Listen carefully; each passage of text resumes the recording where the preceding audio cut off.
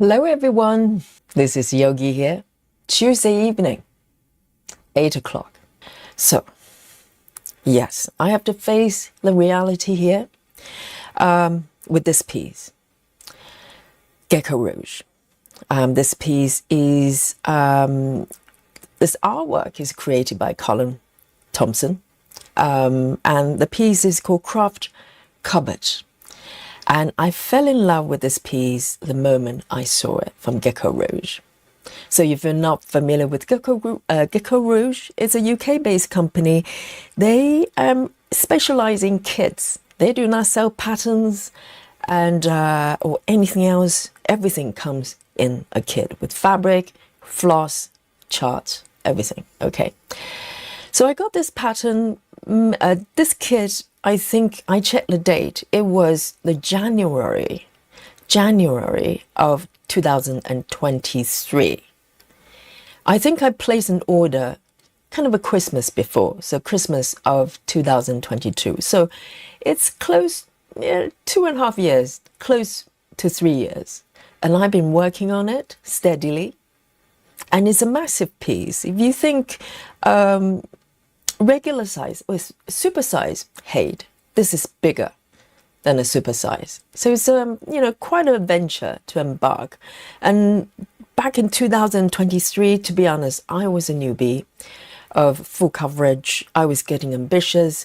It was around the time I started doing buying patterns from Haid as well. Maybe just a couple months before that. In the late 2023, and I've been working on it since. And some of you regulars might have heard bits and pieces about this piece recently in terms of the development here. And if you have sad music, you can hit that play button now. You have to come with your own background music. I haven't got any. And the sadness is all in my heart.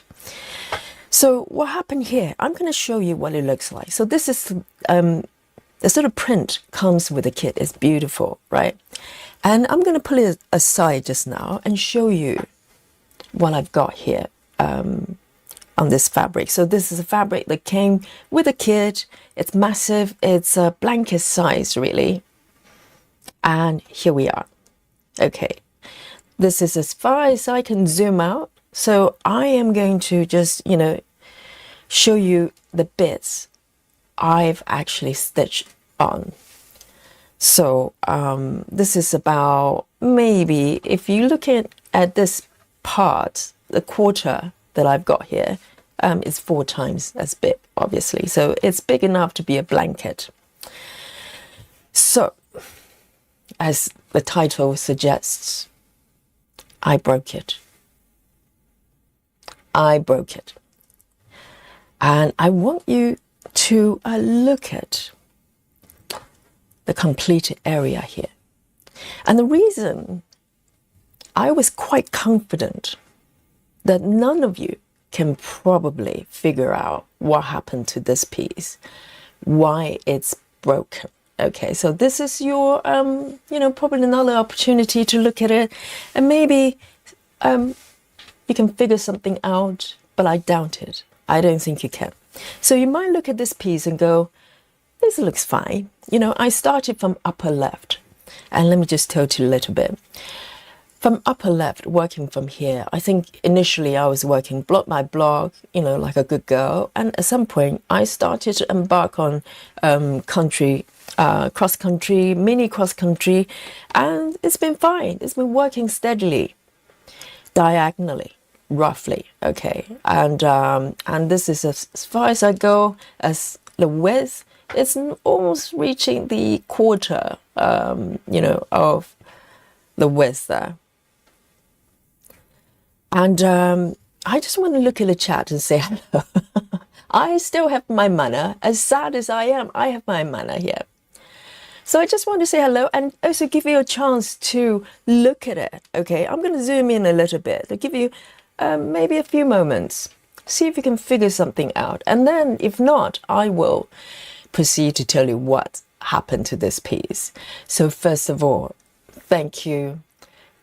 Joyce's first to report to the chat here with the tears. Yes, the crying face is very appropriate for today's stream. And then we have Sarah as well. Sarah says, hello, everyone. And we also have Leslie and Coming Stitch Pattern. Welcome. And Michelle Fuller is also here. And Busy Mom is also here as well. Welcome. And Suzanne is here. I feel like I haven't seen Suzanne for a little while. Maybe it's just me. And Chloe as well. Chloe C, welcome back. Sarah VM is also in the chat. Welcome. Wendy, hello, hello. Silver Stitches, welcome. See the sadness in the tone of my voice, even saying hello to you. Yes. And Laura says hello, everyone. And Sherry 555, maybe Sherry's new. Welcome, welcome. And Leslie says Yogi is in the conservatory with the scissors, is my guess. Oh, that will be too easy, Leslie. And Maja is also here as well. We've got a few new people in the chat. Very happy with that. And Lorraine is also here. And Geron, welcome. And Kelly Quotes Plus is also here, and Turtle Stitcher. Yes, many of you have, spent a fair amount of time trying to guess what happened to this piece, and it's about to be revealed, okay? And I'll come back and say hello to the rest of you. I think all of you are probably eager to figure out what is going on with this piece. It looks fine, right? It looks totally fine. What is wrong with it? Okay, let me tell you. What is happening to this piece. And so in order to do that, I probably need to bring on a view here. So this is my view from Saga. So this is the markup view here. So this will allow me to zoom in here. So I need to highlight a few areas here for you. See if I can zoom in here a little bit. So I want to focus, obviously, on a completed area there. And let me zoom in a little bit more as well, so you can see carefully. First of all, I want to draw your attention to, there's a Scrabble letter here, and there's a kind of red string type thing that running down. I want to draw your attention to this string here, okay? And then I will zoom into my markup here. Okay, have you noticed there's some differences? Prices for someone notice any difference? Oh, Caroline says, Yogi, did you stitch portrait instead of landscape? It has been done before with the wedding shop, so I fixed that. Okay, so that has happened before. Yes, that's very much like me. And so if you look at this sort of red string here comparing to the markup, what do you see? Prices for the first raising the hands. How's that? Okay, I'll give you a few moments there. So this markup generated by Saga is a little bit off in colors because, GeckoRouge patterns, they don't come with DMC numbers. So I had to literally go into every single color and pick the one that's kind of similar to the actual thread in order to generate this view. So it took a little bit of time. But it was through trying to import the pattern to Saga, I noticed what happened. If I didn't know, I'll be blissfully unaware with Pattern Keeper. Okay. Essie says you missed the column, and Kelly says the red line is straighter than the markup. Yeah, well spotted. And Sarah says missing missed stitches. Yes, Turtle Stitches, the string is too skinny. Okay, so you have noticed that. It's quite visible once you've seen it, right? And it's running along here, starts to get a little bit wispy, and then start to expand a little bit lower down here. So it's kind of weird. So to be honest, when I was stitching it, I totally didn't notice it, because if you look at this piece as a whole, it's a kind of, abstract piece. This is not a landscape.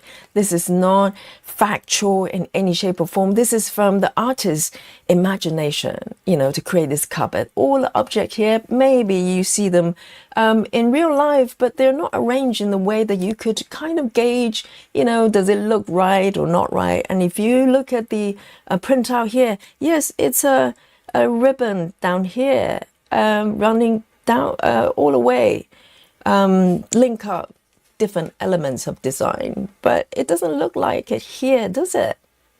Okay, so that's for one. And then I'm going to move forward. Maybe as I'm showing you more elements, you'll be able to figure out why this happened. Okay, so it's a puzzle for you. And this is a warning to you as well, because, I know some of you are very experienced people. This might not happen, but who knows? It could happen to any of you. So I'm going to move forward here and draw your attention to this little figure here. I don't know what it is, to be honest. This is kind of like a birdhouse. So this might be a bird of some kind. And let me zoom out to the markup here. Can you notice a little bit of difference there as well? Can you see that? Joy says the grid confuse you. You miss columns. No, it's yes, that can be confusing, but can you see it's kind of consistent? I've just moved from the rope here, the string here, moved to the right, and lo and behold, there's one bit that looks slightly suspicious. If you look at the markup on the screen there's no straight line here. For some reason, I do. But when you look down, it doesn't look like there's anything wrong here. And also the birdhouse also looks somewhat normal, doesn't it? There's just no way to tell. And also, you don't really notice any difference until you stitch it. And at this point, I absolutely no clue. Didn't even notice. I thought it looked pretty good. Okay? And, okay, someone is bringing up something that's very close to what happened, okay? But if you think that's subtle, let me show you the next bit, guys. This is where it starts to look quite a little bit more obvious. So this is, I'm moving toward the right here, so let me move the screen as well. So can you see what's happening here? Can you do a comparison of what's on the screen and what's on my fabric there? Right? So this folder here is kind of a bit more obvious. And I vividly remember, it was during the COVID period. I was stitching this area like a fiend. I was completing this area thinking it looks really good. And then I kind of noticed this kind of cut off, slightly offset effect there. I did think, oh, that's an interesting choice for the artist. It's almost like you just slice it vertically and then just offset it like that. I don't remember seeing that, but I thought, hey, it's Collin Thompson. No problem. This is an abstract piece. This is a fun piece, right? So maybe this is fun for Collin. I don't know. All right. But as you can see on the markup there, that is not the case. There is no offset of this piece. So I think some of you have already figured out, okay, yes, some of you got it at this point, because it's become more and more obvious because there's an interval that's occurring there. And same thing, again, it's happening here as well, but it's so subtle. If you didn't tell me, even now I look at it comparing to the markup here, can you see the difference? But there is something missing there. And there's a vertical line. This part has kind of bled out a little bit more on the markup, but over on my fabric there, it's just a straight line. Pretty clean line there. And the same thing horizontally as well. Again, this pattern is probably the worst one to have this happening because you literally can't tell unless you compare it side by side. So look at, draw your attention to this clock here, okay? Look at what's happening here. Look at what's happening on my fabric. The markup's supposed to be 12 and 4. On my fabric, it looks like 11 and a cross. Okay, so I'm going to look to the chat now. Who has got it? Who has got what happened? Okay, so Essie says overlap seems to be missing.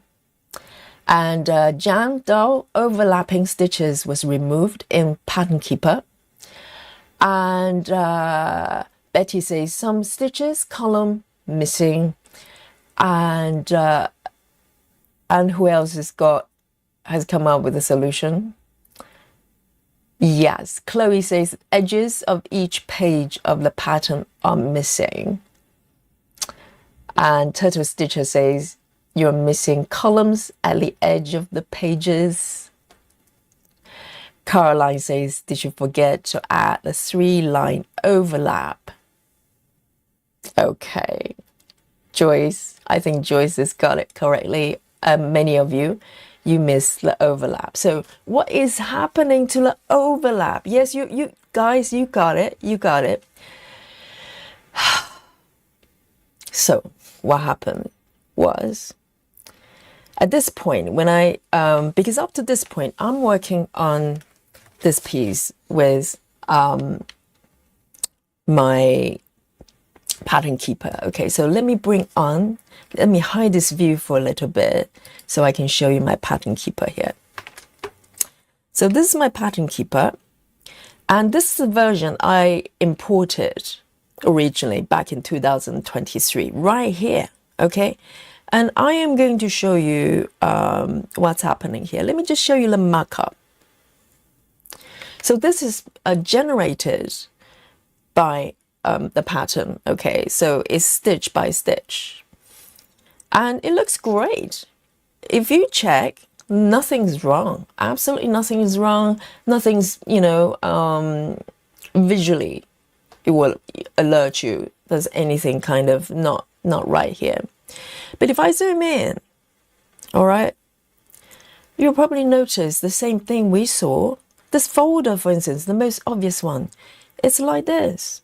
But to be honest, if I even was suspicious when I was stitching this during COVID, I would just have a look at the markup and go, huh, that's what it's supposed to be. That's a part of the design. And I look at the rope over here. Yeah, that's correct. That looks right. And everything looks kosher. It's all good. It's all complete. And so I'm going to go into the chart here and explain. I've been trying to trace back and try to figure out how, why only now I notice there's something wrong with it. And to be honest, if I didn't try to convert it to Saga, I probably wouldn't notice. I'll just keep stitching it for the next 20 years to come. And then maybe turn around at some point, notice it. So this is what's happening with the chart. Okay, if I zoom way in to show you the starting point of the pattern here, as you can see, there are 3 stitches. It doesn't start from upper left corner. It doesn't start from stitch 1. There are 3 stitches above and the side, and also when you scroll to the bottom, there are 2. So I think they do so to keep the design right at the center. Right at the center. For some reason, the numbers work out this way, and they try to center this piece here. So it started from here. So I think in my mind, even though at that time, even though I was a complete newbie as a full coverage stitcher and pretty new to Pattern Keeper, but I was aware of that overlapping element. Sometimes it's grayed out on patterns, right? To go, well, these 3 will appear on the next page, and on the next page in the beginning, there will be 3 grayed out. That happens. So I understood that in my mind. But for some reason, when I imported this chart here, I must have, in order for this to happen, I must have, when you import a pattern, the Pattern Keeper will ask you, is there overlap? Are they sort of gray-ish kind of stitches? You know the one I'm talking about. And you can say yes or no. I said yes. I said yes, even though if you look at the PDF, there's no grayed out stitches on any of them, other than the beginning. You know, it didn't start right from the start, from the top left of the grid. So I must have, for some reason, I looked at the page 1 and decided, in my mind, it's a yes for overlap. So what happens is, if I show you how many pages it's got, okay, just look at this. It's breathtaking. This is the entire piece. And this is the entire total number of pages. So the page size is slightly smaller than a typical Heaven and Earth in terms of stitch numbers. So I haven't counted, but roughly I think it's over 200 pages. So what does that mean to this piece? It means every page, there are 3 stitches missing on the right there, and 3 stitches overlapping at the bottom. All of them, every single page here, every single page. And it distorts. Sometimes it's very subtle, you can't see. For instance, this belt here is actually squashed. But hey, who will notice that? And these numbers, yes, it looks like 11, but at no time, at no point, I ever wonder, oh, why doesn't it say 12? I'm just thinking this is a fun piece. This is, you know, fantasy piece. So that looks like a cross, that looks like 11, no problem at all. And also by the time I, would have noticed, I've already I have stitched it. Because in Pattern Keeper, there's no ability to quickly look at the markup. If I looked at the markup, it would have looked the same. And also, I wasn't able to flip over like Saga that I could. With Saga, I could do this, not this one. With Saga, I can do a flip. This is a flip, right? So I can see the markup here. And then otherwise, I see the chart. I have no capability of doing so. And to be honest, I wasn't checking. I didn't think there was anything wrong, never once at any point. And the reason I noticed there's something a little bit fishy here was when I finally decided to transfer this pattern to Saga. So if you look at the stitch count here, just have that in your mind here. So the total stitch count, if you can see it, is 832,000 rough. And I've got 8% done. And then now I'm going to show you what's happening on my Saga here. Let me show you the full view.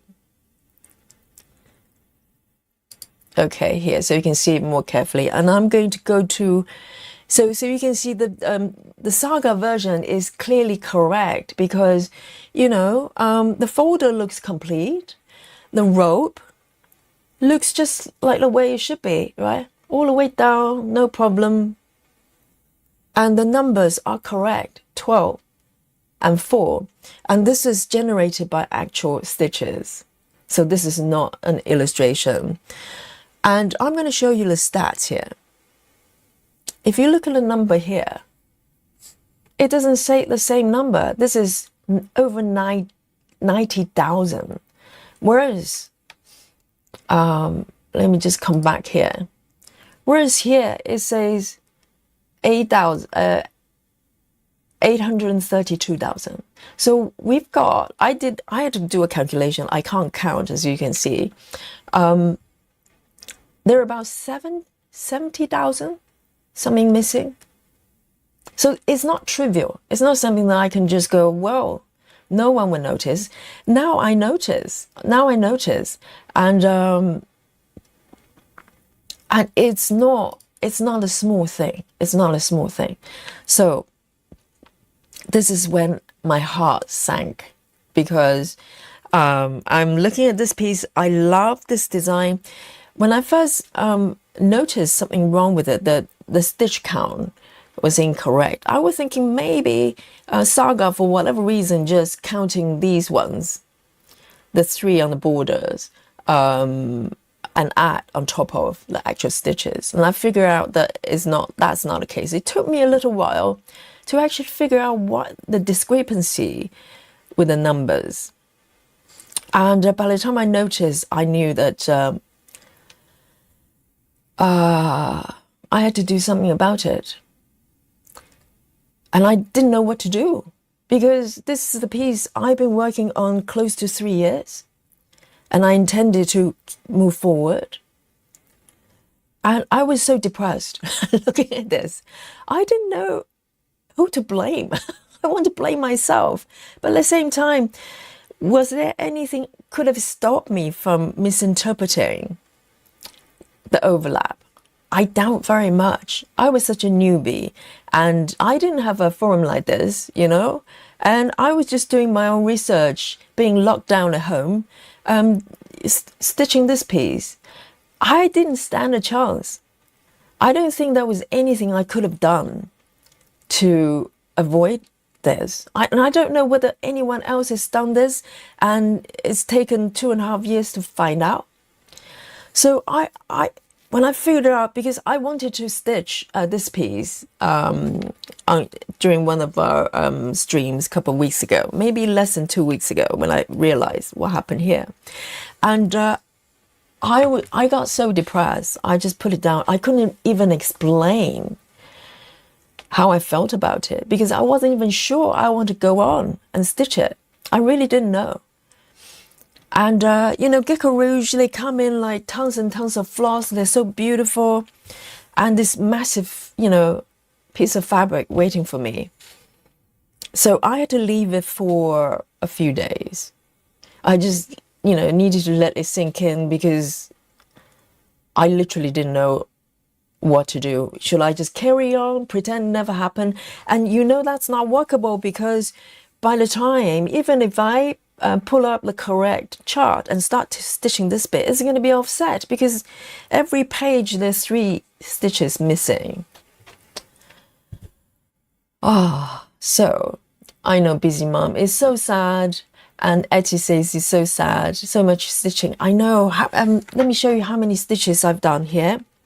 So 8% doesn't sound like a lot, but this is such a massive piece. Okay, so this piece I've done 67,000 stitches right here. It doesn't look like a lot because it's such a massive piece, but 67,000 right here. So I had to think about it, and I had 2 choices. I know, guys, I know.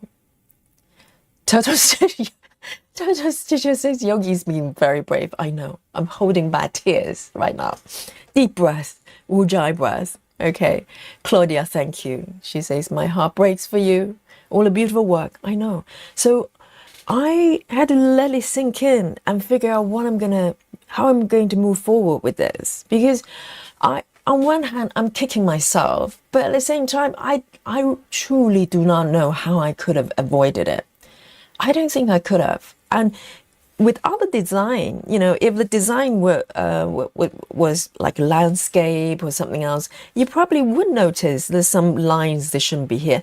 But it just so happened to be such a playful, sort of abstract design that you cannot tell, because a lot of weird things going on. For instance, this blob, I don't even know what it is.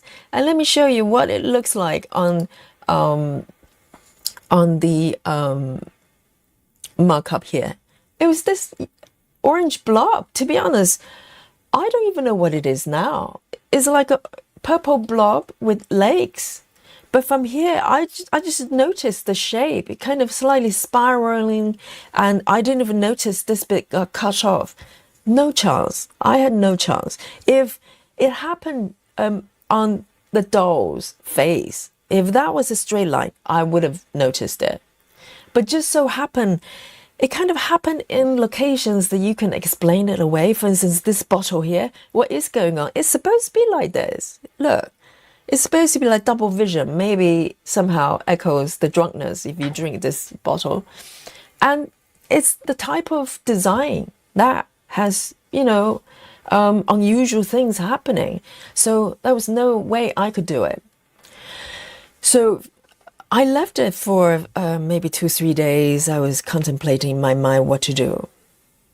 So as I said, I had two choices. I could either leave it. When I first discovered it, I didn't want to look at it one more time. I just go, I've had it. I've had it. I'm done with it. Bye bye. And then I remember how much I loved it. And also I remember how much I paid for it. If you're not familiar with GeckoRouge, their kits are not cheap. I mean, I think it's worthwhile. I don't regret for a day that I got it. But it's a small investment, it's an investment you put in as a hobby. So this kit, 25 counts with fabric, floss, it came with two big, let me show you. It came with two big boxes of floss here, beautiful boxes. If you have order from GeckoRouge, and they come in with tons and tons and tons of floss here. Okay, and this kit, I think 25 counts, it was over £500. You can do the conversion, British pounds, okay. And this is not something that I got lightly, and I really intend to finish it little bit at a time. So I decided I want to give it a second chance. But I was thinking, how do I do that? Because for my own sanity, there's no chance I'm going to repeat this process all over again. Like stitch like this, do like birdhouse and the doll, diagonal, whatever. No chance. I just knew for my own sanity, I wasn't able to do that. So I had to find a different way. And the reason I couldn't just, explain it properly, because I want a sad story to have I don't know about happy ending, because this will take probably 50 years for me to stitch, okay, with my speed. But I wanted to have a positive sort of, new beginning. So I had to wait till I got the new fabric and then have a game plan in terms of how I'm going to do it. Because literally, I don't know. And as I said, I wasn't about to repeat this process all over again. No, I wouldn't be able to cope. So I decided to get a new piece of fabric, of course. So this piece is massive. So hopefully, maybe I'll keep this triangular bit or a square, if I cut the square out, and keep it as a souvenir, as a warning to me and to you all, okay? And use it as a cautionary tale for all the stitches to come in the future. And but I can use the rest of the fabric here. It's massive. I can use for other projects, so that's positive. So I had to get a new piece of fabric. So the question will be, what do I get? And I decided to get this. Let me show you. I've got it all framed, okay?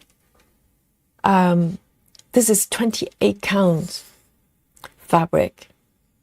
And I got griddless, because gridding, as Joyce pointed out, is really doing my head in. Even though it's more convenient, I don't think I ever buy gridded fabric again. I just think, it's so much better to grid it myself. It might take a little bit of effort, but this is what I'm going to do. But I'll come back to this. So I've got my fabric, 28 counts. This is 25. So I want a fresh start. I want something different. I want a new journey with this piece, okay? And write a new story. So 28 counts. And I'm going to pick a different starting point. Do you guys want to... Susan says... Oh, Susan's got idea for me. Susan says... make a cushion cover. Yeah, with this. Yeah, it's kind of interesting. You have the triangular. You have to be a triangular cushion, right? So, yes, Joy says, same here. Pre-gridding is confusing. Absolutely. And the more I use it, the more mistakes I make. So even though it was reassuring for me, to be honest, when I started doing 25 counts, it was reassuring to know that, you know, even if I miss one grid, the next grid at least is going to be correct. But I think overall, at this point, I think, you know, I can go not gridless, but I can grid it myself. Gray says middle start. That's one choice, because upper left is out of question here. And let me bring on the full markup here. All right. So if not the upper left start, let me know, where would you start? Where would you start? This is a massive, massive piece. So if you're talking about the center, it will be somewhere slightly on the left side of this teddy bear here. Can you see there's a teddy bear on one of the shelves and the red mask? It will be somewhere there in the middle. And there's some letters, kind of Ouija board or something like that, but stitched. It's really, really cute. This is a beautiful piece. The more I look at it. Oh, Betty says bottom right for me. Betty said bottom right, but bottom right would be that green star there. And with this beautiful house as well, you know, that's a nice choice. And upper right, Sarah says, okay, there's a beautiful little lady there in, I don't know if it's wedding gown or something, upper right. And where would you start? Leslie is also bottom right. The bottom right is popular. Yes, I had to think about it, because when I was stitching from upper left, my normal approach is not to look too far away, because if you look at all my pieces, they all have a lot going on. This is my thing, you know, I just love design like this. But I try not to look too further down wherever I'm stitching from, because I want an element of surprise as well. I love that. And if I figured out every single part of the pattern, it would, you know, it's not boring, but you know, you wouldn't have that surprise, the freshness. So to be honest, this pattern, even though I've been working on it for close to 3 years, I never really looked to the bottom right. I want to leave it. But this time I had to have a little look in order to decide what to do. Heather House says middle. Chloe C says, I will start bottom right. Bottom right is quite popular there. And Suzanne says, pick a motif that you like and start there. Oh, yes, I know. But wherever I start, I have to feel confident with the position, right? Because, you know, I don't want to get to a certain point and lo and behold, I'm running out of the margin. Adri has made her entry with a super chat here. Thank you so much. Thank you so much, Adri. Yes, I haven't seen you for ages, Adri. Where have you been? Welcome, welcome. And she says, hello, everyone. I'm back from the dead. It's a miracle. So today is all about rebirth, is it? I'm giving, you know, my piece here another chance in life. And Adri, lo and behold, is coming back from dead. That is miracle. Sorry. And Nikki says middle start. Middle start. Let's review one more time. So I thought about middle start. I'll be honest with you, because it's a good place to start, and it's more reassuring in terms of, you know, starting point. You go from outwards. But if you look at what's happening in the middle there, it's the Ouija board. I think it's a Ouija board. It's got letters there. But the color is very bland. Well, not bland, but it's a lot of light background there, acres there. And I can go down a little bit, I presume, but it's kind of, there isn't one thing particular right in the middle there that I can start. There's a purpley blob there with legs, and then there's a book underneath. And I had to think about it. So I've decided, okay, it's unconventional, but what I'm going to do is to start from the center, but from the bottom up. Can you see that? So the bottom, let me switch back to the full view here, so you can get a better view here. So this is the full markup here. And let me bring on that center line with, I think it's that one. Yes, there's a center line there. So if you go for center, right, it's kind of here. Can you see the cross there? It's kind of quite a light background start. I could have started there, but I decided, oh, that looks like a lot. And also, you know, the surrounding area has got a lot of light background there. So I decided to come down, following the center, because center is a good starting point. And then I looked down and I saw this beautiful little pattern there on the wall, and I'm really drawn to it. And if you look all the way down here, cat star, exactly. Yes, Sarah, there's a little kitty, not very far away. If you look at this red line in the middle there, I'm starting with kind of darkish color. That's always good, because starting with light colors, I just feel, you know, I'm not totally, you know, sort of driven to do that. So as you can see, yes, it's I don't know what this is, by the way. Can you figure out what this is? It's like maybe if balls being stacked together. I don't know what it is, and I don't care. But it's kind of darkish colors. That's a good start for me. And to the left, I've got this gorgeous kitty. To be honest, 2.5 years having this design, I didn't even know this kitty existed, because I don't look beyond where I'm stitching. So I thought, well, yes, that's a winner. And all the colors here are quite colorful. So my plan would be starting from the center bottom, and then maybe move toward the left. And I'll tell you as much at this point, even though in my mind, this is where I want to start, I don't know how I'm going to stitch it, even at this moment. And I think I'll improvise when I start. I can't make up my mind. And I'll take your lead to a certain extent in terms of the stitching method, because I am going up, which I'm not used to. I don't have a single piece that I do that, even though I have center star pieces that I tend to work downwards, and then maybe at some point I need to move up. Okay, but so far pretty much I do diagonal downwards or top to bottom.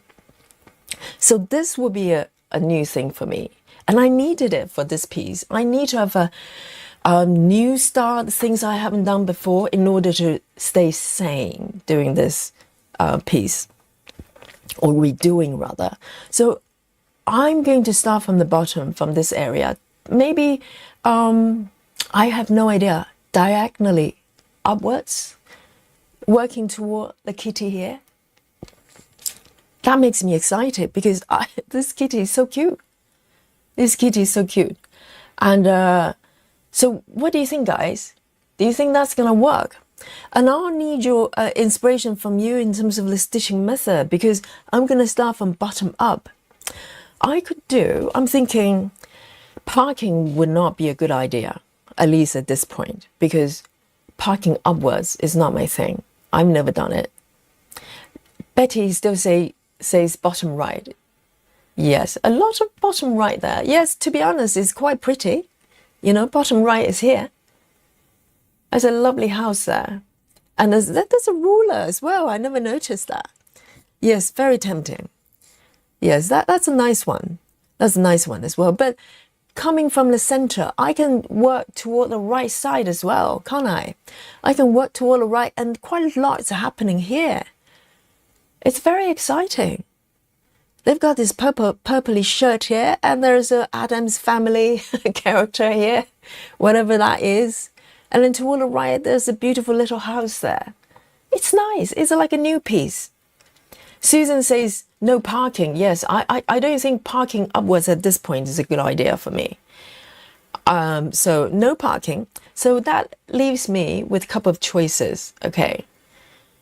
I can do freestyling from here, right? Let me come back to the center. I can do freestyling mini cross country, or another version of mini cross country, or a slightly longer distance, is time writing, because this is bottom edge. I could do a bottom up time writing. That's another way of doing it, and work symbol by symbol, maybe toward the left. So I will make these decisions when I bring my fabric back. Okay, literally at this point, I really don't know what I'm going to do. So let me switch back to my view here. So let me fold this. This is almost like a little memorial funeral sort of goodbye party for this piece. I've been working on this for 2.5 years, and I have to say goodbye to it. And maybe I'll turn it into something, who knows, like pincushion or something, if I can make it work. Or a triangular cushion, like you suggested. Okay, and I'll figure it out. I don't want it to be wasted.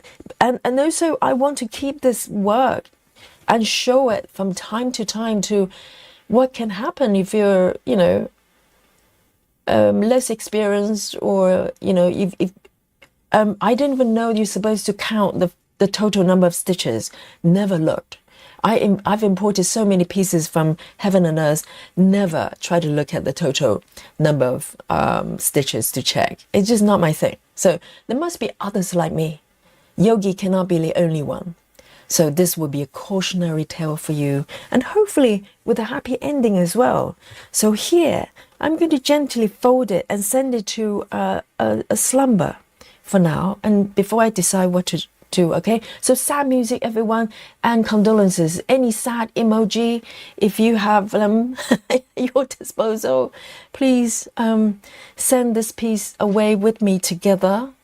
Okay, I'm going to roll it up and maybe put it in a little bag until, you know, I decide what to do with this piece. So with love. And so this print is still, you know, valid here. Okay, so I'm going to just tuck this away and put it aside. And now, guys, now is time for new beginning. The sadness is done. We've done it. This heaviness of the heart. Now we're going to put a period to it. Yes, comfort eating is good, Sarah. A lot of chocolate, okay? Oh my God, Chloe, where do you get that half face? Oh, look at this. This is so apt. This is on my screen. Hang on. I've never seen the... Hang on a second. This is a sign. I cannot believe it. Do you know what it looks like on my screen here? Let me show you. This must be some sort of sign here. Let me show you. This face here from Chloe is half of the face, whereas on the screen it's supposed to be properly like this. This is almost like it's telling me what's happening to my fabric. I've never seen you know, an emoji on the screen. That's only appeared like half of it. Is this a sign of what? That is so scary. If you look at Chloe's message there, it's supposed to be a full face, but on my screen it's only half a face. Oh dear. Yes. I need to take a screenshot of that because it's very scary. And so that's what it is. Yes, Steve is saying. This is a little bit scary. I've never seen half emoji appear before. That's very freaky. Yeah, thank you, everyone. I think the fabric can fill it. This project, I'm going to send it to sleep and make good use of the remaining fabric here. And now it's time for a new beginning, okay? So happy music now. Happy emoji. Happy celebration emoji. Let me move this away. And let me bring on, let's start a new journey here, guys. I know it took a while to explain, but it was important because it's hard to explain what happened, how we got here, or how I got here. So this is my fabric, 28 count DMC fabric. My favorite, this is the same fabric as my sweet shop. And I love stitching that fabric. So I've decided to get the same fabric, no pre-gridding, none of that nonsense. And we're here for a new beginning, okay? Guys, you and me, we're together with this journey, and I'm going to just put my lucky needle minder here. Okay, so I've got my lucky cat here,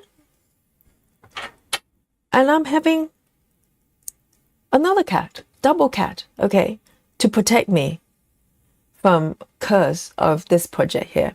Yes, celebration now. We've gone through sad phase, spooky phase, and now it's happiness. All right, so here. So this blue line here, I marked down. This is the center point of the fabric at the bottom. So, you know, I had to make a decision on where I'm going to stitch it before I can frame my fabric, okay? So this is a center block here. The center line is some halfway here through this block. And I just mark this block blue so I know where to start. And let me bring on my view here. So let me tune into this area here and flip it back. And bring back the border. Okay, so I know where it is. Can you see at the bottom? There are 2 stitches, empty as well. So it's kind of unusual. You never see that with Heaven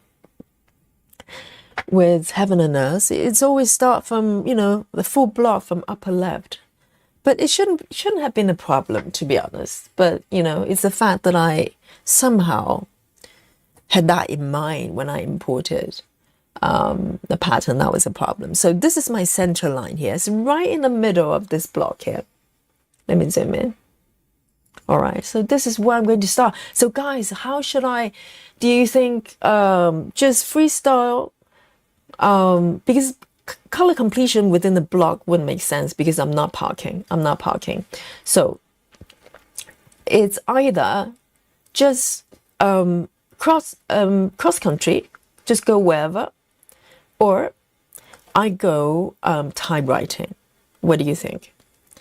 So I want to take. I'm happy with either method. I want to know what you think. What would you have done?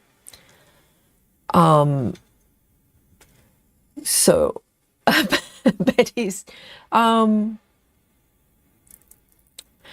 Betty says bottom center could follow blue frame up and then work down. Let's have a look to figure out what Betty means. The blue frame. Oh, okay. Do you mean this bit? The blue frame up. You know, I'm really attracted to this pattern here. And I want to just reassure you here, okay? I want to reassure you the number of stitches is correct. So, and you can be, you know, my sanity check here. So the total stitches is 907, 910. All right, 907, 910. And then in terms of the stitch count. So this is I think typo. It's supposed to be 1114 by 815. And if you multiply these stitches, you should get the precise number that I've got here. So I kind of double, triple, quadruple check on these numbers to make sure that's correct. And the number of colors is also correct. And as you can see, this is zero stitches so far. And I'm going to create a sprint as usual. This is our tradition, okay? We create a sprint here to capture the number of stitches. So today's celebration, a new beginning of this piece, and it's not about how many stitches I've done. Excuses already. But it's about celebrating the new birth. Just like Adri. Adri has come back from dead, okay? And she looks quite alive to me. So I think that is probably a sign for my piece here as well. And just another interesting thing to show you for this piece, because this is GeckoRouge. They don't give you DMC number. So when I import it, it doesn't know what color is what, right? So I'll just tap on the eyeball, the eye icon here. If you use Saga, you know that it gives you a kind of a markup, a more realistic markup to show you. And if I tap on the eye, this is what happens. It looks like a Picasso or Monet piece, right? So this is what happens when I import it, and I'm not able to get the app to regenerate this view, so I'm stuck with it. And also on the thumbnail as well, this is what you're looking at. Maybe Jan is in the chart. I saw Jan. Maybe Jan knows. I don't believe that there's any way to regenerate this view based on the colors I've changed, because I basically went into the chart and thread and changed the colors individually. That's what I did to match the colors visually, looking at my floss there. And so in order to import this pattern to Saga, it took me multiple days. At one point, I pretty much gave up. I didn't want to do it anymore because manually changing them is just painful. But that's GeckoRouge pattern for you. I'm not able to figure out there's any other way. So this is where I am, okay? So here, I've got trying to find my floss. Where did I put it? So I've got a separate set for GeckoRouge, which is right here. It's got just under 150 colors, all these colors. So I basically went into thread card, the thread list, and match these colors visually in order to generate the markup there. So a lot of work, and it shows my determination. But through that process, I noticed the fatal error of the piece. I could have just left it and worked with Pattern Keeper, totally blissfully unaware of what happened. And Jan says, I don't think there is, referring to my question about regenerating the preview, the stitch view. She says, I don't think there is. Maybe if you explore back up and re-add it. But I have not tried that. Yes, I think the markup there, the eye icon, the simulated look, is based on the thread number of the chart, rather than if you customize, if you change the colors for whatever reason, it does not recognize it. So that's sort of my understanding right now. So guys, should we start? Do a little bit of stitching. Sorry guys, a lot of explanation, but I needed to explain everything so you know what happened. It's partially me, but to be honest, as I said, I don't think I could have not made this mistake. So I don't know what, I don't know. I just have to kind of, accept what happened there. And look at this as a new beginning And you know, I get to start this piece twice. How amazing. And also because I'm going for 28 counts, I don't have to worry about the amount of floss. To be honest, even if I went with 25 counts, I don't think I have any trouble with the amount of the floss. Oh, one thing I do want to show you though, I forgot. With my you know, piece that I sent to sleep, I just want to show you quickly. I'm sorry to bring this piece back. I want to show you the back of this piece, just to show you how neat it is. I'm so proud. Look at this. This is the back. And with GeckoRouge, unlike Heaven and Earth, if there's kind of a block of colors, it tends to kind of blend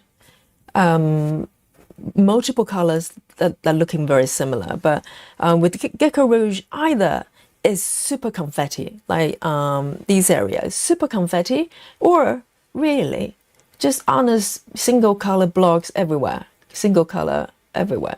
So depending on how you stitch it, I do Danish stitches. It's pretty neat. So my back kind of looks like this. It's not too bad, is it? So okay, now I'm gonna send it back. And I probably won't look at it for a little while, and just leave it be and move on to the new piece. Okay. Yes, Michelle, thank you so much. Yes. So this is what's happening. So now let's start with the first few stitches. So I am happy to start with slightly darker color. It helps me. So what do you think, guys? So Calming Stitch pattern says typewriter, and Rochelle says cross country. Let them rip. Heather, I don't want to start this piece 3 times, okay? Twice is quite enough. 3 times will be greedy. And I'm not greedy. I'm satisfied with twice. 2 is a good number. So I'll pick my color for now to start with and see how I felt when I start to pull a needle in. Because either way is good, right? The only difference with cross country is and typewriter is just the order you stitch in terms of colors. And let's go. So I'm going to pick this block and do a bit of stitching. How about something that's nice and dark to start with? So I know I'm not doing air stitching. I'm gonna go for this one, and I'm gonna make some adjustments here with my block set, so you can see there are quite a few going on. That this is how you know, GeckoRouge tends to be charted. It just goes all out with a single color. It's not shine about it. It doesn't try to blend a little bit of a, you know, other colors. It just goes all away. So it's quite nice. So why don't I start here? Maybe turn the borders to blue. I'm used to blue. And let's go. Okay, let's go. So I'm going to start from the center block here, which is here. And this is a new beginning. So here. Windmill, Grace. No, I have nowhere to windmill with because this is the bottom. I thought about it. But I've already have one piece, you know, the Valentine nook that I started with that method. So I'm still exploring how to do it properly. So I'm not going to venture into that. I'm going to pick the method that I feel comfortable with. So as you can see, this is all number based. So it's 16. So this is a dark color. I can't go wrong with that, right? So what I'm going to go for is 1/1, okay? Good old fashioned 1/1 full cross. That's it, single strand. No controversy there. With 28 counts, so it should be nice and full. And this is DMC floss from GeckoRouge, even though the texture I felt is kind of slightly less glossy, which I like. Regular DMC sometimes can feel very, very glossy. unnecessarily. So this is where I am. Okay, I've got 2 cats here guarding my needles and my fabric. I'm gonna start my new journey here. Okay, so to start with, the blue line, I can erase it very carefully, very easily later on, so don't you worry. And I'm going to start here. So there are quite a lot of stitches here. That's nice. So 1, 2, 3. See, at this point, I still don't know whether I should be doing typewriting. I think I'll do a little bit of typewriting for the first block. How's that? And then maybe as I establish the 10 stitches here to the left, then I'll decide what to do, whether continue the typewriting, if that makes sense, or, you know, I just go cross country. Because fundamentally, it probably doesn't make that much of a difference. So this is my first stitch live here in front of your eyes with this epic piece. Redo. Okay, this is redo of this stitch already. I think I'm 1 stitch off here, no problem. I just need to come back to the other side and do the 3rd one. I intended to start from the 3rd stitches, but for some reason I started from the 2nd. This is looking nice already. I know it's premature, only 2.5 stitches, but I'm excited. I hope you are too. And let me know what you're working on. Oh, I'm sorry. Totally neglected your projects here. How dare I? Let me know what you are working on and what you're drinking, okay? I'm drinking my ginseng matcha tea. I need a sip. I need a sip. Oh, to calm my nerves. Right here. Yes. What, Nikki? No, Nikki, it's okay. It's okay. No, Nikki, you're right. Yes. Oh, see what's happening here? Nikki, yes. Did you guys notice what I've done here? Oh man, Nikki, you know, I think you're an alien, but I thank you. Yes, you're quite right. You're quite right. Yes. Nikki's raising alarms here. Nikki's raising alarms here, and rightly so. Rightly so. Have you noticed what's happening here? Yes. If you notice what I've done wrong here, raise your hands. Oh, this is what's happening. I don't know what to do without you guys. You know, I would have have to start this project the 3rd time in about 2.5 years. Yes, Jackie says I saw it. I know. I need to read the chat at the same time, multitasking. It's very challenging. I'm nervous as well.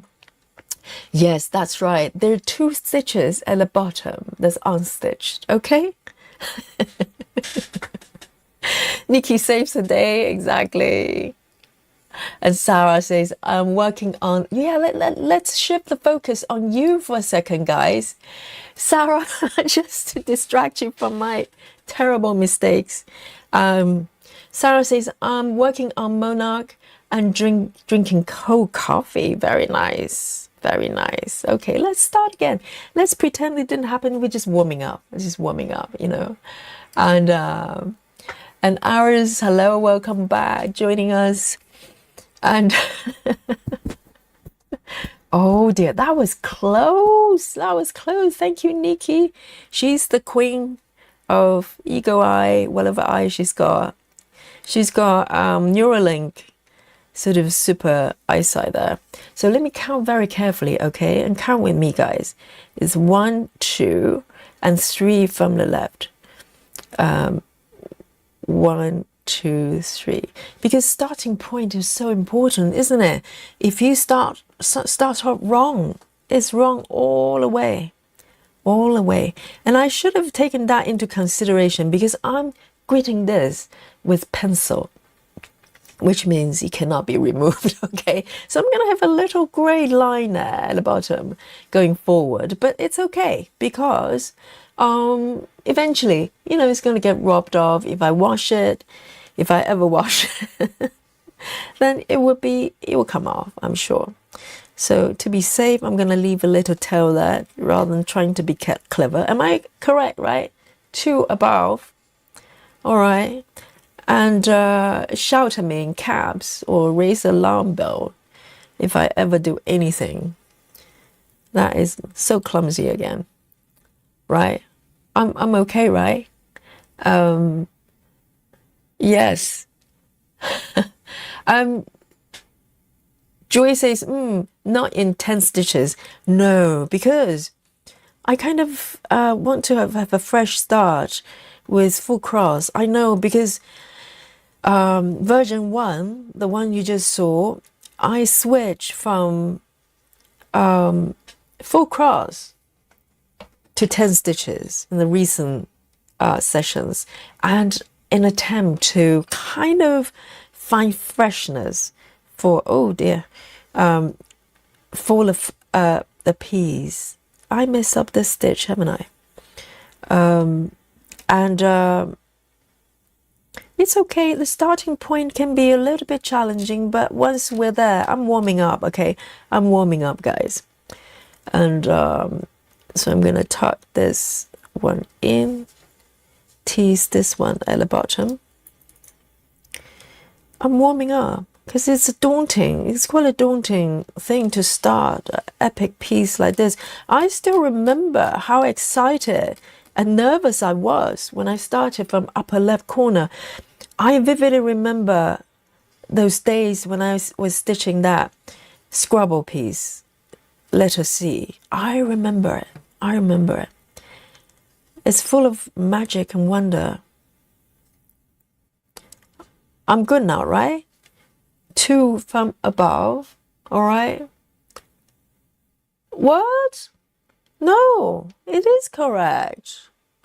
Yes, it's correct. I'm starting here, within this block, with the center red line here. So I'm starting from 3 stitches. Oh, shit! I'm so sorry. Oh, no.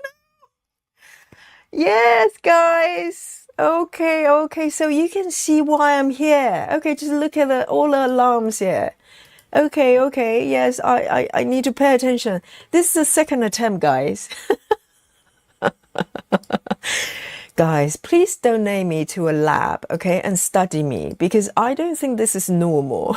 What do you say? It's literally screaming. Oh my God, what am I doing, guys? What am I doing? You can totally see why I ended up here, can you not? Right? So this is not clickbait, okay? This is not comedy. This is not one of those comedies that, you know, I slip over banana skin and pretending it's real. No, this is actually me slipping over banana skin and hurt my bottom badly. Let me just cut this off, seriously.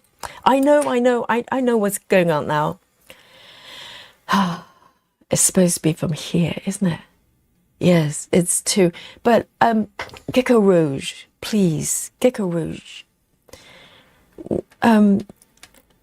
When you create your charts from now on, please bear people like me in mind, okay? Because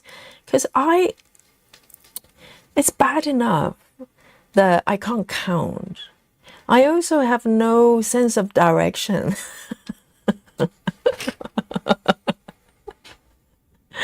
This is probably the worst combination in one person to do full coverage cross stitching. Guys, should I change the channel to paint by number? Should we just switch? And from tomorrow, the stream will be me doodling and painting on a canvas rather than stitching, because I don't think I'm made for it. What do you think? I can't count. I mean, Nikki says she can't count to 5, but I think the problem with me is that I can't count, but I think I can. Okay, so confirm with you guys. Okay, it's right here, isn't it? Third row from the bottom. 1, 2, 3. Correct? If so, thumbs up. I am not gonna stitch. I'm not gonna make a single stitch tonight until you tell me that's correct. Go. I know. Just look at what doing. Keep screaming. I want to count how many exclamation marks are there. I can't count. Oh, banana skin, Susan. Yes, I slipped over 3 times. Just with this little blocks with 3 stitches. And I can't get it started. What do you do? And I'm surprised that you're still watching. I would have just, tuned off and go, that's enough. This person just shouldn't be, tomorrow when I come back, she better be doing painting by number, because she cannot stitch. So 1, 2, and I can't even count. 1, 2, 3. So 3 from top, right? So I am going to go one more time. Okay, is that good? Is that good? I'm going to put my needle through before I pull it thread through. 1, 2, 3. 1, 2, 3. Is this correct, guys? Yes. Jackie Turner says yes. Nikki says, Jan, she has the center grid. Yes, I do, yes. The center grid is the red line there. And then it's right in the middle of this block here. That's my center point. But I for some reason, my mind just cannot read this empty stitches and also only half a block. 1, 2, 3, 4, 5. Half a block here. All right.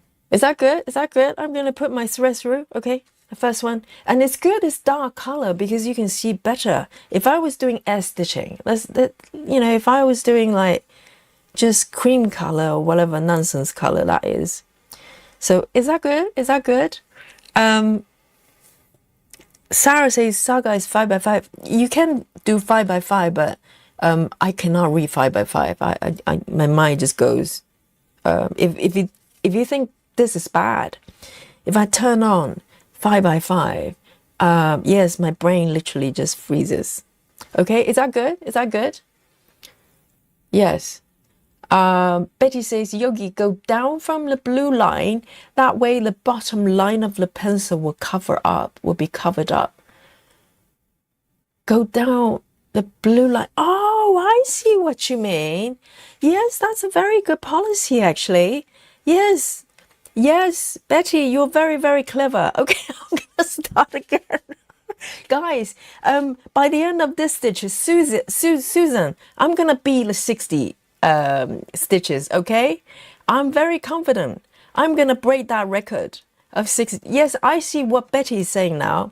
I can see it. Can you see it? Let me bring on Betty's comment here. Betty says, Yogi, go down from the blue line.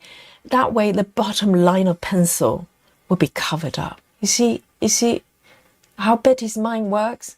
Because this is pencil line. And I wasn't supposed to do this, okay? But of course I have to create one grid somewhere. So Betty's suggesting that if I start... I'm very optimistic. I'm going to break the 60 stitches mark, okay, downwards.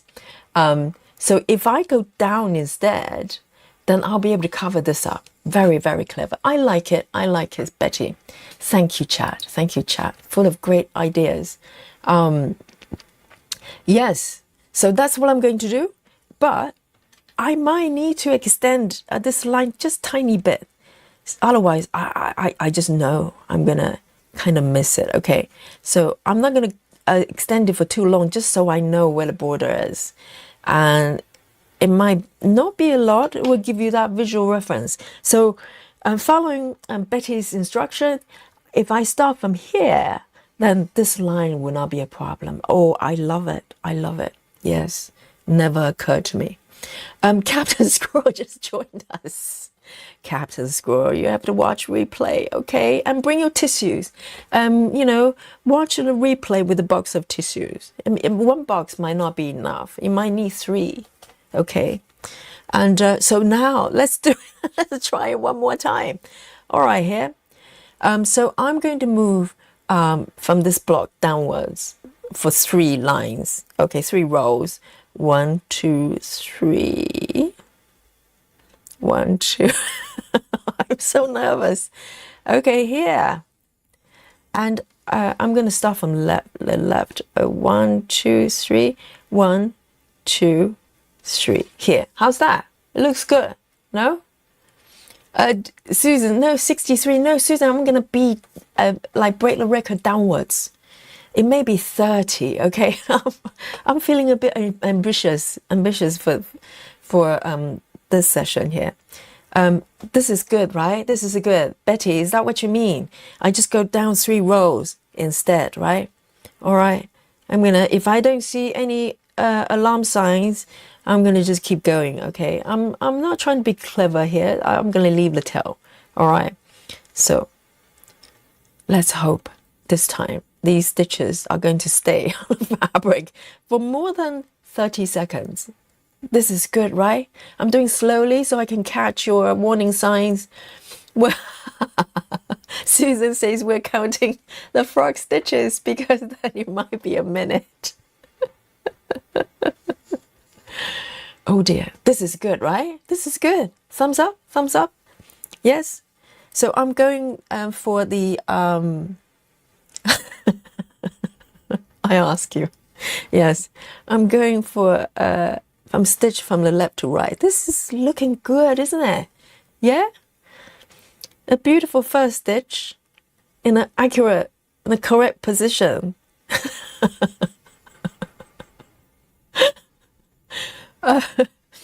Yes. Annie B says, they're so heartbreaking, Yogi. It couldn't have happened to any one of us. I'm sorry to have happened to you. Yes. Couldn't have happened to a stronger person, considering I break stuff constantly. I eventually broke my project this way. Okay, is that correct? Yeah, good.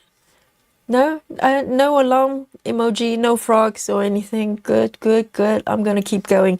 So once I found my starting position, hopefully it will be easier from here because they all attach together. There's no loose stitches with this color. All right, it will set a really good foundation for me, and I'm going to mark as I go like a good person. All right, and do one at a time and look at the chat and watch out for any warning signs and exclamation marks. You know, no news is good news. Oh, this one I can actually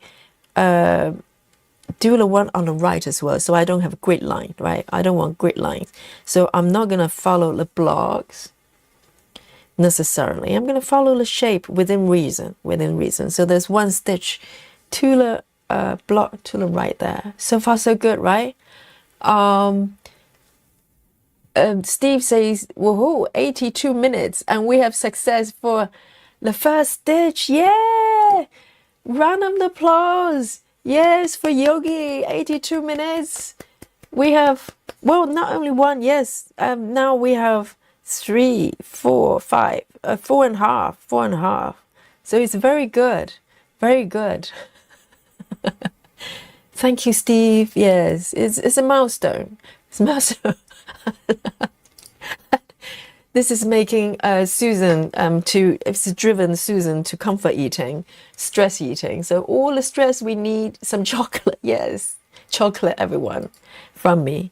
All right, and I might need a few pieces myself, and I just do the one on the right as well, and come back to the left here. So I'm not going to follow the grid borders and just follow the colors where it makes sense. Good, good, good. I'm good, I'm good. So if the starting point is good, it's all good, isn't it? I think. I'm not sure, but I think we're good here. And this is really nice to stitch. It actually doesn't feel that smaller than 25, to be honest. If you never tried 28 and you are stitching 25, it's not such a stretch. It's not too bad. So I'm looking carefully, okay? And look to the chat as well, just in case someone's shouting at me in caps, all right?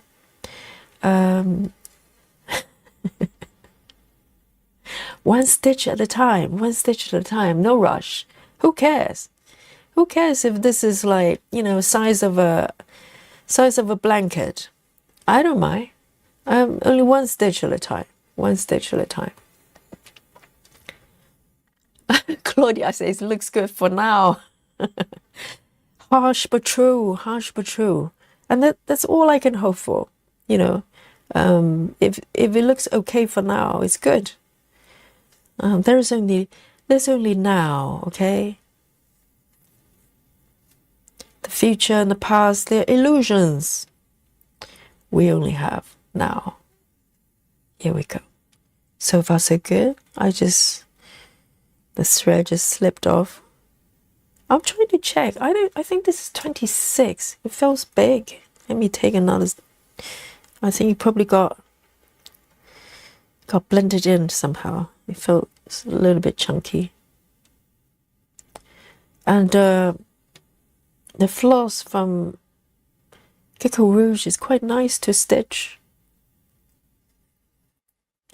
And I think it has been suggested the texture is tiny bit different from the regular, you know, scans, probably because they're coming from cones and maybe made by maybe different factories. I don't know. So the texture, there's slight difference with the texture. I can feel it. I can feel it. But I like it. I like it. So moving up. So far so good, right? So everybody's eating chocolate. That's good. It's much better to have chocolate than alarms, okay?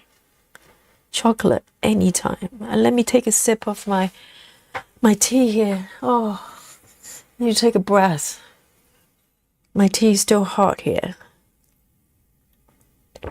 Betty says, looking good. Yes, thank you, Betty, for your very clever suggestion there.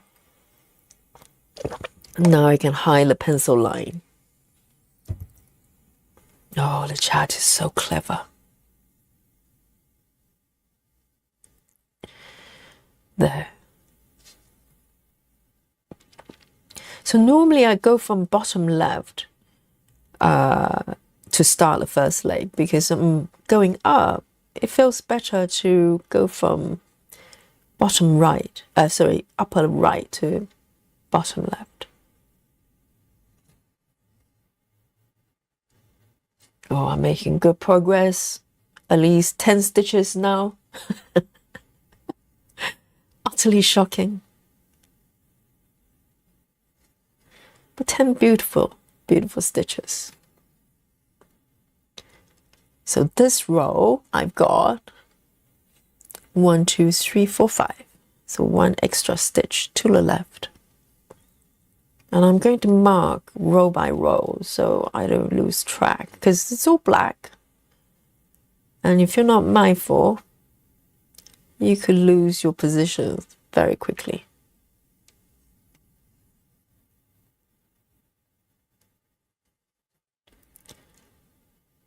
Here. So moving up to the block above. And what is this spiral thing? I really don't know. I don't know what I'm stitching.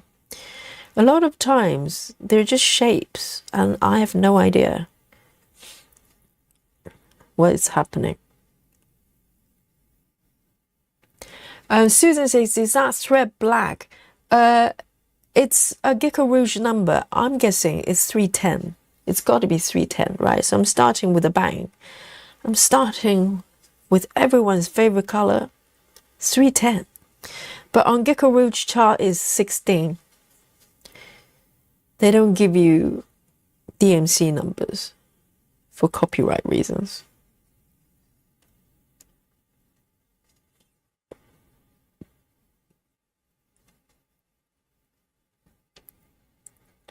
Yes, it's the bowl symbol. It's a bowl symbol.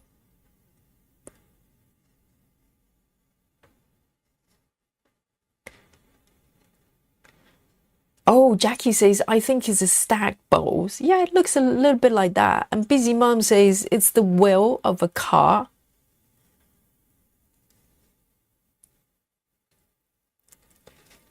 Susan says, if it's black, I'm calling spooky bingo. Oh, are you doing 310? Right, Nikki has a question. Nikki says, how many stitches did you have in the first place? I'm going to restart my 710K stitching shelf. Is that a GeckoRouge piece? The last version that's now gone to sleep for the eternal rest. I think I checked earlier on. Let me have a look at my tablet, my pattern keeper here. I think I did about 70,000, something like that. So this is where I was. I did 67,000, right? Have I read it right? I can't read numbers. 67,000, but that's 2.5 years for me, full cross. So now that has gone to sleep. Maria, hello, Yogi. And those I haven't said hello, I'm so sorry. I was just too busy making mistakes. And then saying hello. If you say hello to me again, now I can read. Okay, now I have breathing space to say hello, welcome, all of you, all of you. Now this row is fine. I'm going to mark it very mindfully. Wow, breathing Wu-Jai breaths. Okay, and all of you, Wu-Jai breaths. We're going to stress eating, you know, chocolate and all sorts of things. Go for it then. Yes. This is very nice. And Laura says, looks like Russian nesting dolls. Let me show you what it means, why everybody is thinking that. Is this? Whatever it is I'm stitching. Who knows? Yeah, they look like stacked bowls, no? Like bowls stacked together, because on the left here, I don't know what's happening on the left here. There's a container type thing, but there are multiple containers within, and there's a little doll head with a hat. It's a puzzle. I don't know. No idea. But it's fun. It's fun. Oh no, not this one. I'm picking this one here. There. Let's not make any mistakes here. Why does it show? Oh, okay. Yes. You know, can you see this? Because you see on the left here, 16 is black. That's correct. If you look at the color swatch, but on the switch here, it's still got the original color, the random color that Saga picked when they imported this chart. So I need to be careful not to refer to this one here on the right, and look at, you know, just kind of focus on the numbers. Otherwise, I'm going to get very confused. Sarah says, I'm using black too. There you go. Multiple spooky bingo happening here in a chat.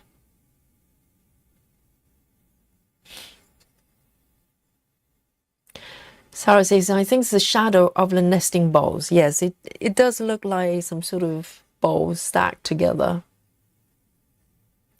And Laura says, looks like Russian nesting dolls open up. Oh yeah, the bit on the left, right? The bit on the left, the slightly brighter color ones. Yes, all the weird and wonderful things. Oh, Nikki's doing Amy Stewart's stitching shelf. Super size. Why are you restarting then, Nikki? What's wrong with the original? What's your excuse? Have you missed the overlapping as well? I doubt it. I might be the only person ever has gone this far with the pattern and not knowing this overlapping. And I think it's a pattern. As I said, if this was a different pattern, I probably would have noticed, because it's a straight line. Not many patterns got just kind of, you know, having a straight line there and not to be noticed.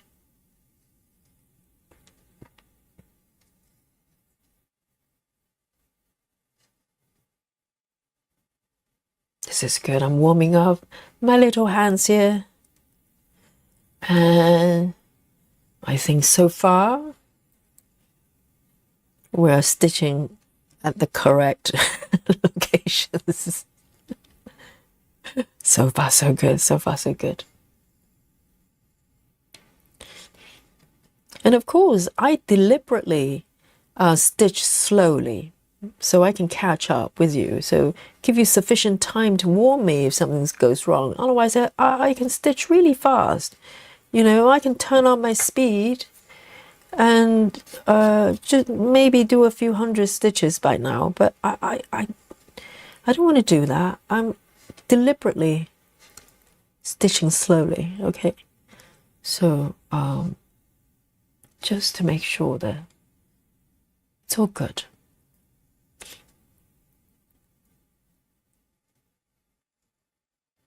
Susan says, long dog sampler, it's all 310. The entire project is 310. The entire project is a spooky bingo.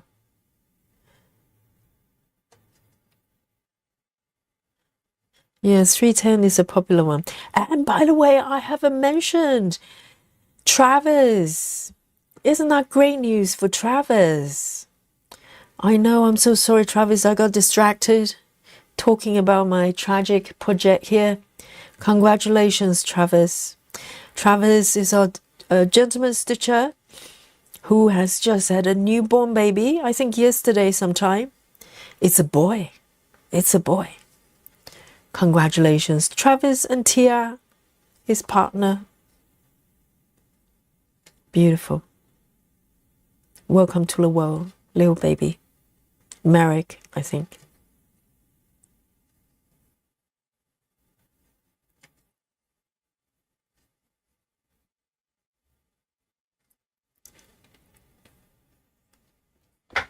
Nikki says, I'm starting with 1/1 instead of 2 strand 10 stitches. Did you not like it? And how far have you gone? Have you gone very far?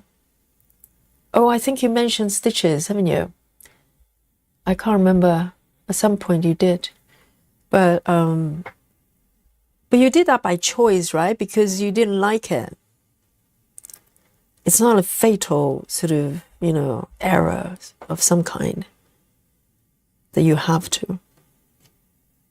I mean, raise your hands. So for those of you who saw my story on version 1, would any of you continue to stitch it, to move forward, knowing that there's an overlapping problem? Anyone? I'm wondering, because some of you might make different choices, or maybe all of you would restart the project. Let me know. It's a curious one, because when I first noticed it, in my mind, I was thinking that I have to keep going because I've worked on it for so long. And then, you know, it just didn't make sense. I was thinking, now I know there's some, you know, major errors occurring on the pattern.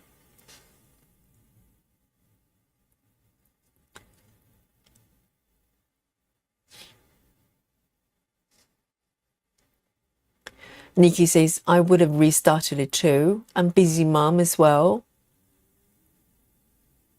Yes, busy mom says, I would have just thrown it away.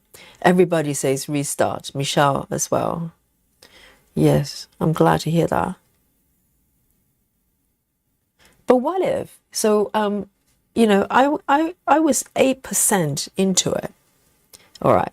So imagine if I was 80% or you were into the project about 80% before you notice something like that, would you, what would you do? Would you just keep stitching it? Because there's only 20% left. Because proportionally, you know, 8% doesn't sound like a lot, but it's a massive piece and quite a lot of stitches involved. But imagine if it was 50% or maybe 80%. Would you have done it differently?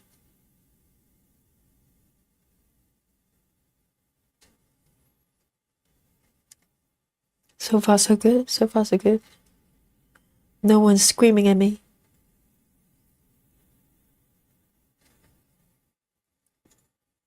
Oh, Selen says, I would keep working on it. Really? But would you stick with the chart that's not correct?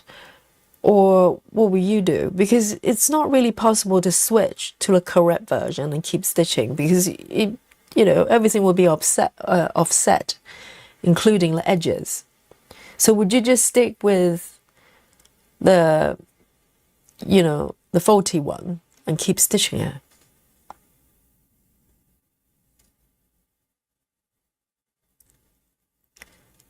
One, two, three, four. Oh, hang on. 1, 2, 3. 1, 2, 3. Just double checking. Okay, one stitch off here. And from here, I think I'm going to lose the center line. I don't need it anymore. So I can turn it off so it doesn't distract me. All right, so that's better. So this one's got 3 from the left. 1, 2, 3. Sarah says, restart, but probably would wait a while. Ah. Yes, I can totally understand that. Because for a few days, I was really fed up thinking about this project. So I kind of just left it, you know. I don't think totally giving up on the project ever entered my mind. Not seriously. Even though in the beginning, you know, the first day or two, I was thinking, oh, I can't look at this project again. There's no chance I'm going to restart the same way from the, you know, upper left and go through the entire journey again. That much I knew. But I don't think in my mind I was, you know, totally given up at any point. I was just trying to figure out, what do I do next? What do I do with it?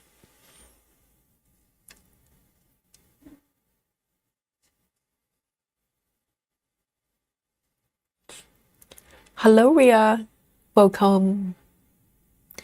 Claudia says 80%. Throw it out and burn a house down for good measure. Oh, that's proper, Claudia. Yes, I think, you know, I'll probably be quite pissed off if that happens. And I wouldn't know who to blame, because clearly, you know, I don't want to blame myself. I probably would blame myself. But as I said, I don't know if I could have avoided it. I really don't know. And that bit really troubled me, because I go, you know, yeah, you know, I'm sure some of you will probably go, you should have counted, you know, the total numbers or check every detail. But to be honest, you know, I was just happy to have something like Pattern Keeper. And I just thought, well, it's PDF. We imported it and the markup looked good. I didn't check every detail. And I didn't count the total number of stitches. I didn't know you're supposed to do that. I just said, well, it looks okay. Everything looks kosher. It was nearly 3 years ago.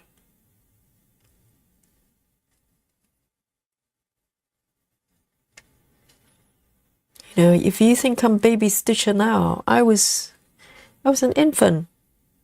I didn't know what I was doing. Still don't, as you can see, with them, with this start right here.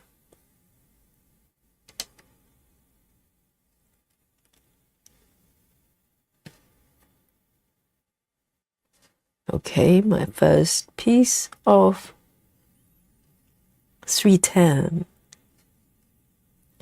is almost finished. And just so happen is it's the last row of this block here. Nice and tidy. This is such a nice fabric to stitch. So delicate. Really light and delicate.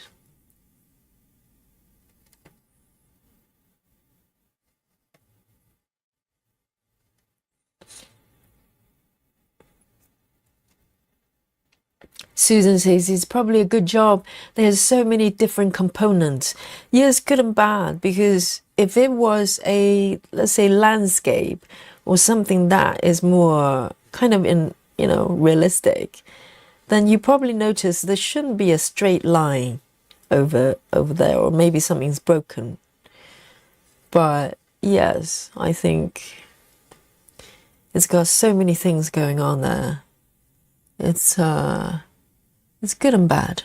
Good and bad. 1, 2. Okay. I'm going to tuck this one in under this stitch here.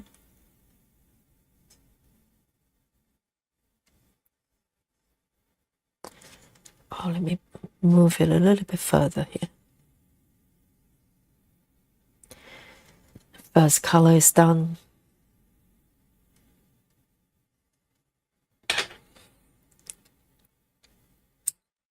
Claudia says, I don't see how you would have noticed it. It's tragic, but not your fault. Oh, Claudia. Yes, I kind of put 50% on me because I somehow interpret the 3 stitches as overlap, which kind of doesn't make sense. But at the same time, I can see how that happens. So I'll probably take 50% of the responsibility, but I'm kind of thinking how I could have avoided that. That's the part that kind of, get my mind working there. Next one. All right, so I think it makes sense that I move to the left, even though, so it's not strict typewriter because, oh yeah, it is, isn't it? So here is the line here. I need to be very mindful. I'm not going to draw anything, but this is the edge, this one. So the next color is 1, 2, 3, which doesn't make sense to anybody. It's just a number. So 1, 2, 3 is this color here. So 1, 2, 3, it's a brown.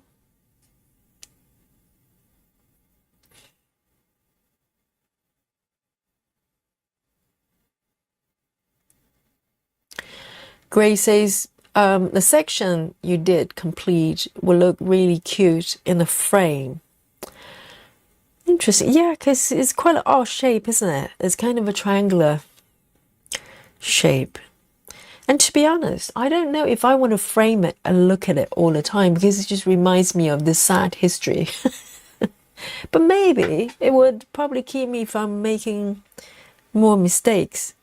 But clearly that's not working, because just from stitching, just from restarting, nothing can stop me from making mistakes.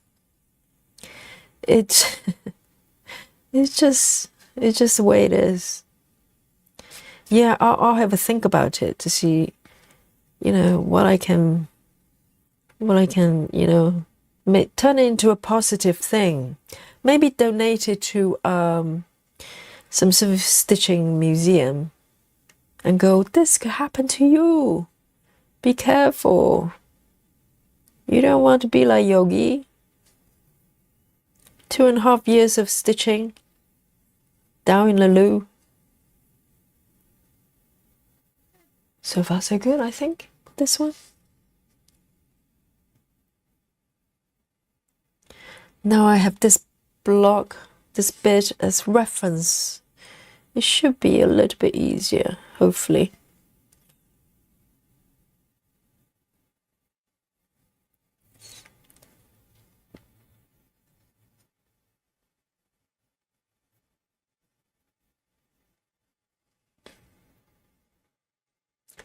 Susan says, have you checked your other patterns charts? Yes, not the ones I've already imported, okay? The Heaven and Earth ones, I think they're pretty good. I have not noticed anything unusual. But any new ones that I've imported to Saga, I count and count and count of the stitch number. Just make sure that the totals all add up. And that's why, you know, the 14 counts, I finally got the digital versions. When I imported them to Saga, nothing matched up. They just all over the place. And luckily, Jen, hopefully still in the chat, fixed that. I think she's got a desktop version of Paradise. So she could do her magic and then fix it, because I couldn't do it. There's nothing I could do with the tablet version of Paradise. I fiddle with settings, just couldn't make them match. But now I think I'm relatively happy that at least the newly imported ones to Saga seems to be all good. Let me see, 1, 2. But it's a trap, it's a minefield, so it's always good to check. And no one ever told me that I'm supposed to check the total number of stitches, you know, because I just thought, well, it's PDF. If it looks good, it looks good.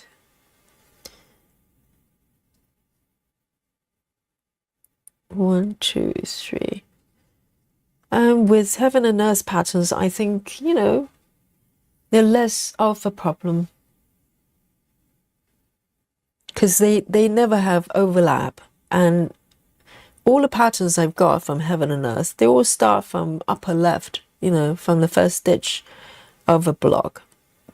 I've never seen, you know, situations like this. So it probably helps the situation a little bit. 1, 2, 3. 1, 2, 3, and then 3. 1, 2, 3. There.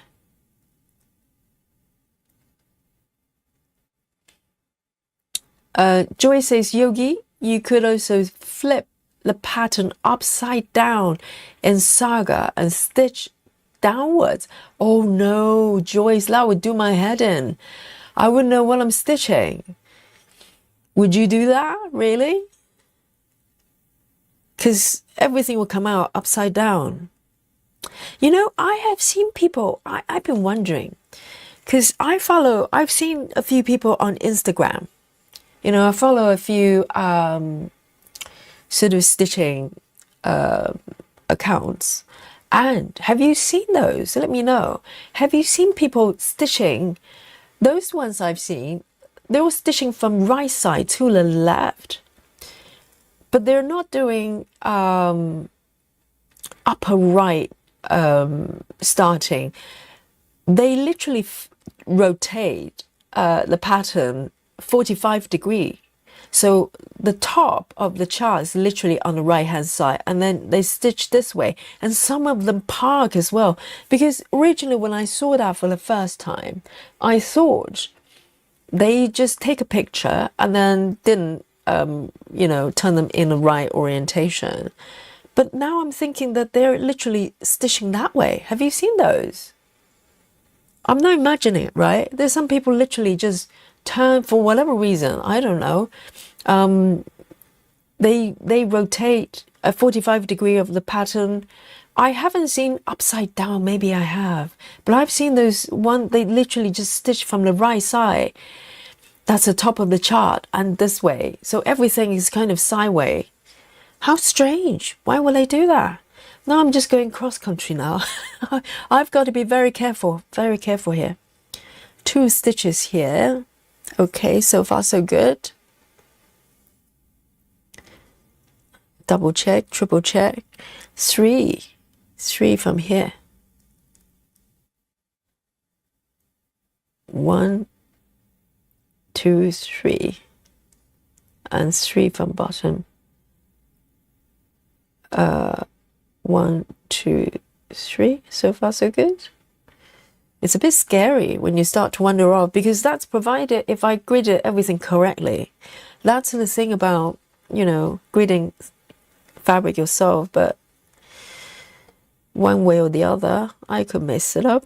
1, 2, 3.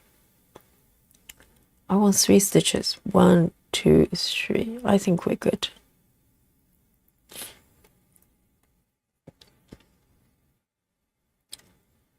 Oh, Susan says, I think we could play a game of guess the DMC color. I think that color is 3371. Oh, Susan.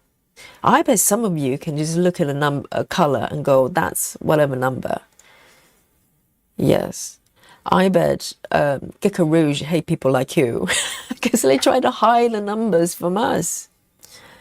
Yes, it's a bit annoying because, you know, it really mess up the preview here on Saga, because it just guesses the colors and it's all over the place. And I have to manually go into 150 colors and match and pick a color that kind of matches. I'm trying to think what I should be doing here, because this color is all over the place and I don't want to park. So I want to pick kind of a safe locations to take my thread to. But without just, you know, stopping here. I think I can probably wander a little bit further here, but without messing things up. It's 1, 2, 3, 4. Let me see. 1, 2, 3, 4. 1, 2, 3, 4. I think that's correct. The 2 stitches here, because these are loose stitches. Would be nice if I do them first, because otherwise I have to come back and find them. Rachel says they do that, referring to the sideways stitching, I think. Rachel says they do that because the landscape piece doesn't fit their shorter. Oh, hang on, let me highlight this. So remember I was saying that some people stitch sideways and part sideways as well. And Rachel says they do that because the landscape piece doesn't fit on their shorter scroll rolls. So they have to flip it 90 degrees, so stitch on the scroll frame. I never thought of that.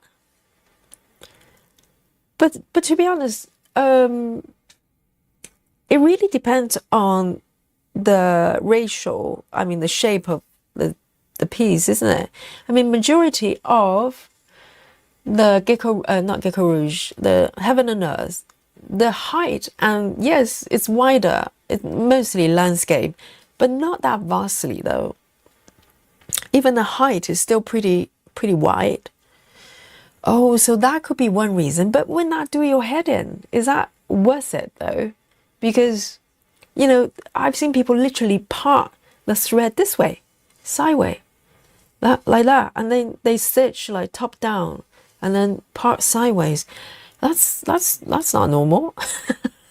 Don't do my head in.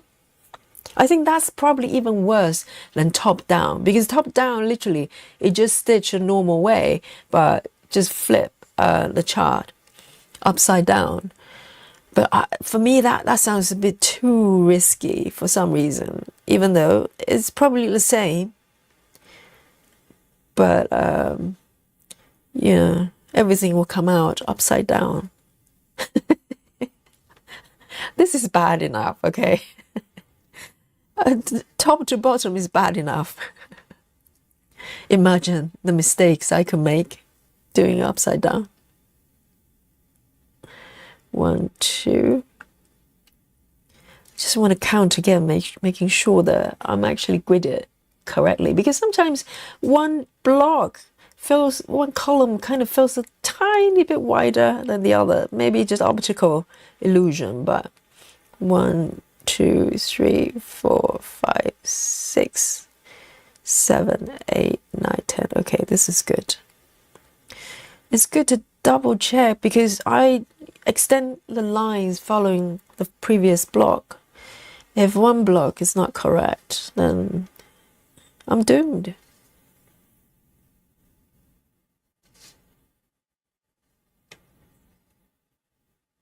Another one. So far, so good.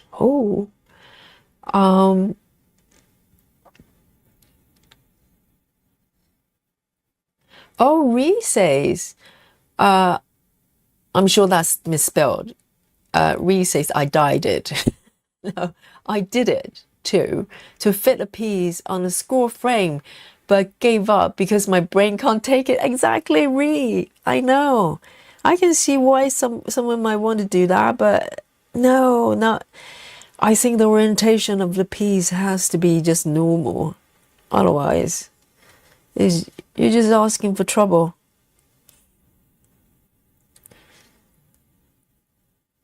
And so in my mind, you know, even though the direction you cross, make your stitches, it's kind of okay. It doesn't matter, you know, as long as it's consistent.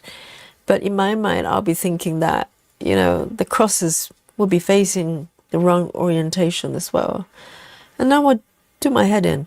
So, okay, I'm going to be safe here and just stop here and not go any further, even though it's very tempting with loose stitches, because otherwise, you know, you have to come back and fill those in.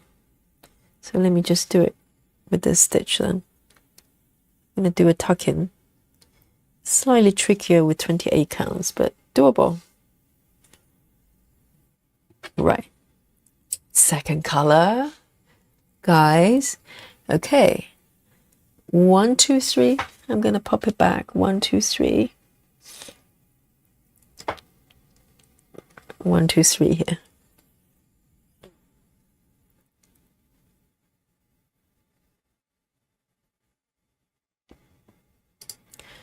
And Michelle says, Yogi, on your first project, you could use it as a backing for another smaller project, or make Christmas ornaments out of it. Cut it into stars or hearts. The colors are too good to put away. But how do I do that then? If I cut it, when the edges start to fray and just come loose, wouldn't it? Because there are some shapes I can, for instance, that birdhouse, that red house, right? I could cut it out and do something about it. But I'll probably have to sacrifice some of the surrounding area. And how do I stop the stitches from coming loose altogether? I know. Yes, I'll have to come up with some ideas. And Rachel says, I couldn't flip my work sideways. I can do upside down though, but I don't like to unless it's block stitching. I'm using a certain direction.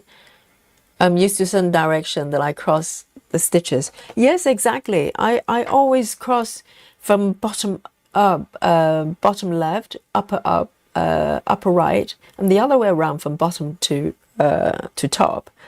So even though, you know, it might look the same, but if you rotate it 45 degrees, but in my mind, I know the crosses are not in a normal direction. That is going to do my head in for sure. Right, let me pick my third color here. Yeah, I was so puzzled when I saw people doing that. I literally just thought, well, maybe they didn't know how to post on Instagram. They just they just take a photo, you know, in the wrong orientation. They just posted it, and then I saw enough of them that I thought, oh, hang on, maybe it's literally like that. So now I'm trying to decide, should I just pick whatever color I want? Because there are a few, not quite confetti, but loose stitches. Let me have a look how many. This one, for instance, just one stitch. And then the next stitch is literally 2 blocks away. Oh, there you go. It does happen as well. Literally just one stitch here. Shall I just do it then? Go on then. 72. I've got my needle board here, so should be okay. 72. Just one stitch. One stitch. I've got this one here.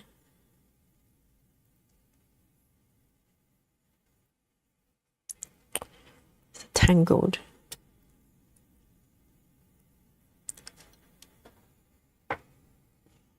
Let me see, because up to last session I was doing 10. I switched to 10 with 2 strands, so I've got quite a few needles on my board that's got 2 strands still, so I'm gonna change it back.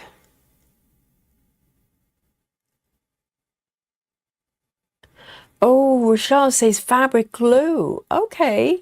So it really depends on what I'm going to turn it into. I could, or I can stitch around the edges, depends on what I'm trying to turn it into, I guess.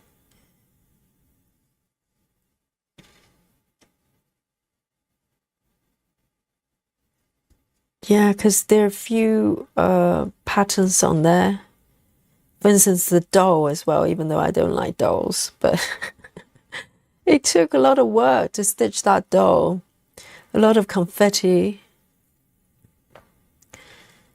you know, and a lot of memory as well, because it was right, we're still in lockdown at that time. And a lot of memories kind of just literally, you know, etched into that piece. Just one stitch here. 72. Just one stitch. Maybe take a sip of my tea here.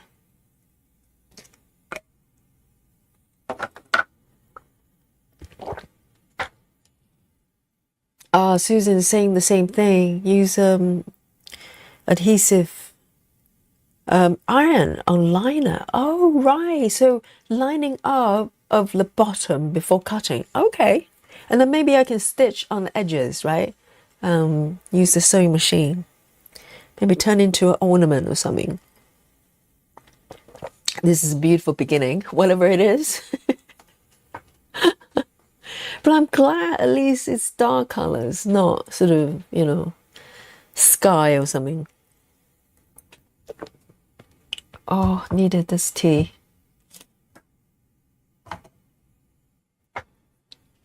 Yes, Claudia says Sergeant wears coordinating color. Oh, okay.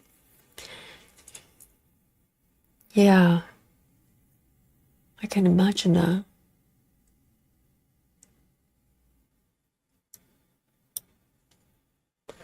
Michelle says blanket stitch around it or incorporate it into a seam allowance on a sewing machine. Yes, the edges have to be kind of stitched down in some way or glued, and then turn them into little things. That reminds me of my sad tragedy of this piece. Right, I'm gonna go for this one then. It's a few more. Oh, I'm going around this shape. That's nice. Okay, so this one, 149. Susan, what color do you think this is? Okay, 149. Use your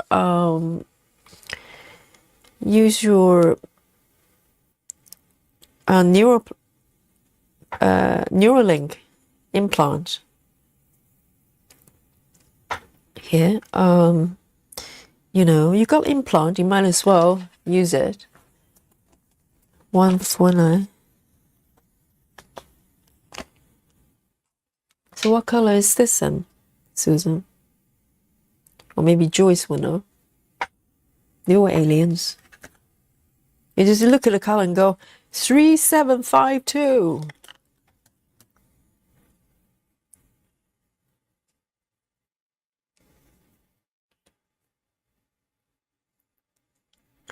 And Michelle says, I was surprised to see so many faces on that piece. Some creepy dolls. I know.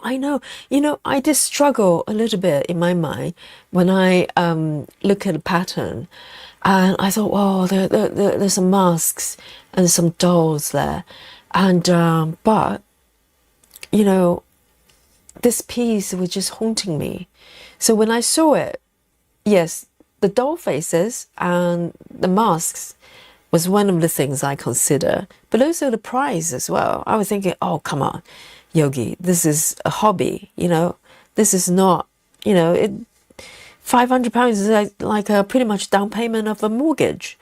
And I was thinking, wow, this is getting out of hand, even though at that time I was, you know, I knew I was falling into this rabbit hole. I knew that I was obsessed with full coverage. So I actually, I was pretty much for, you know, when I first saw it and thinking about getting it, but instantly, within the same day, I put it out of my mind. I thought, well, no, this would be crazy. Don't do that. You know, you don't even know if you like it, how long you're gonna be doing this type of stitching. And then this pattern just came back and haunt me, literally, day after day. And occasionally, if I, you know, for some reason just found myself at GeckoRouge website, and I'll bring up this pattern and have another look. And then maybe I think it took about 2 weeks. I just decided that, you know, okay, this is a bit of investment, but if I love it so much that I think about it every day, literally fantasizing about it,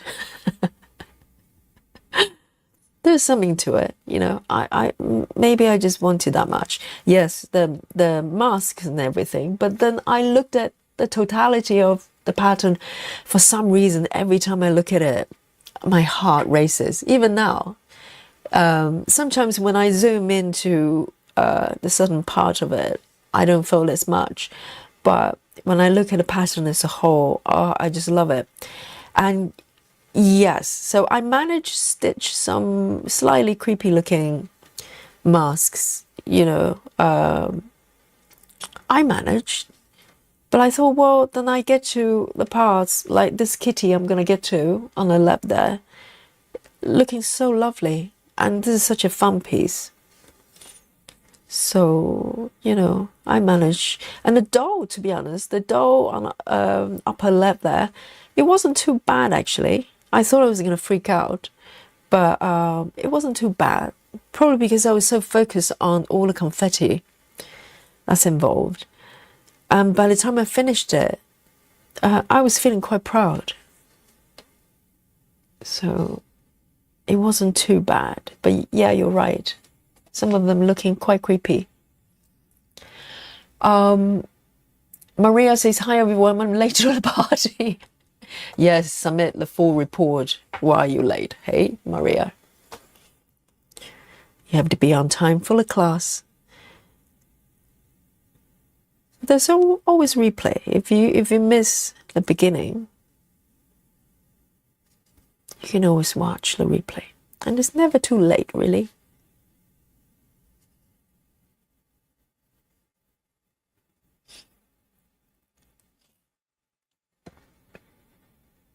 Sarah says it's been a roller coaster. Maria, yes, it is. In a disastrous kind of way. But now it's a new beginning. Celebrate. Okay.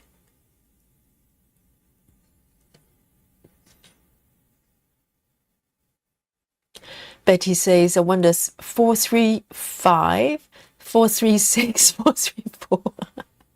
All the brows.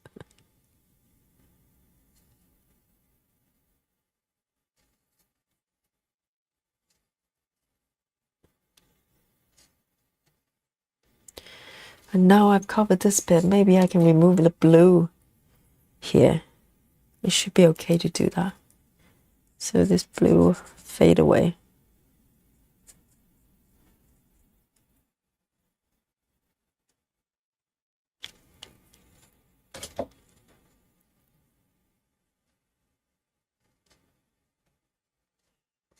And one more here.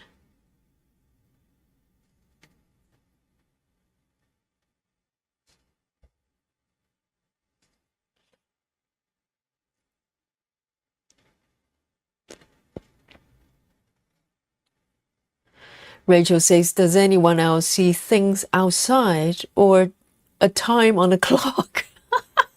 And think of a DMC number, like this morning, 6:46 a.m. So I thought a DMC color.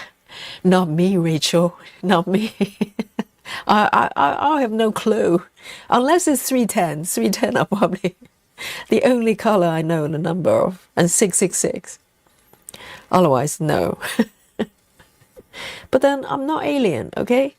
I'm not one of those aliens in the alien club. I bet some of you probably do.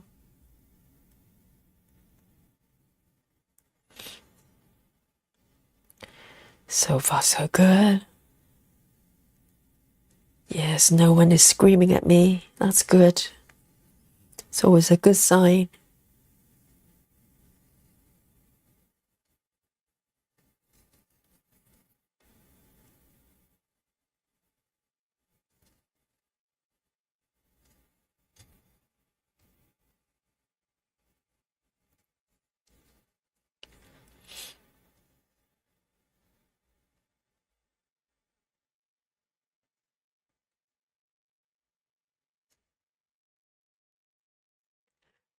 Ira says, sometimes I do it too. And Sarah as well. All aliens. Oh, good. That's why you all belong to the same club. Oh no, Sarah says, I see confetti stitches in the trees. No. Oh no. Not just the colors. Sarah sees confetti in trees. Yes, there was a lot of confetti, I bet. Oh no.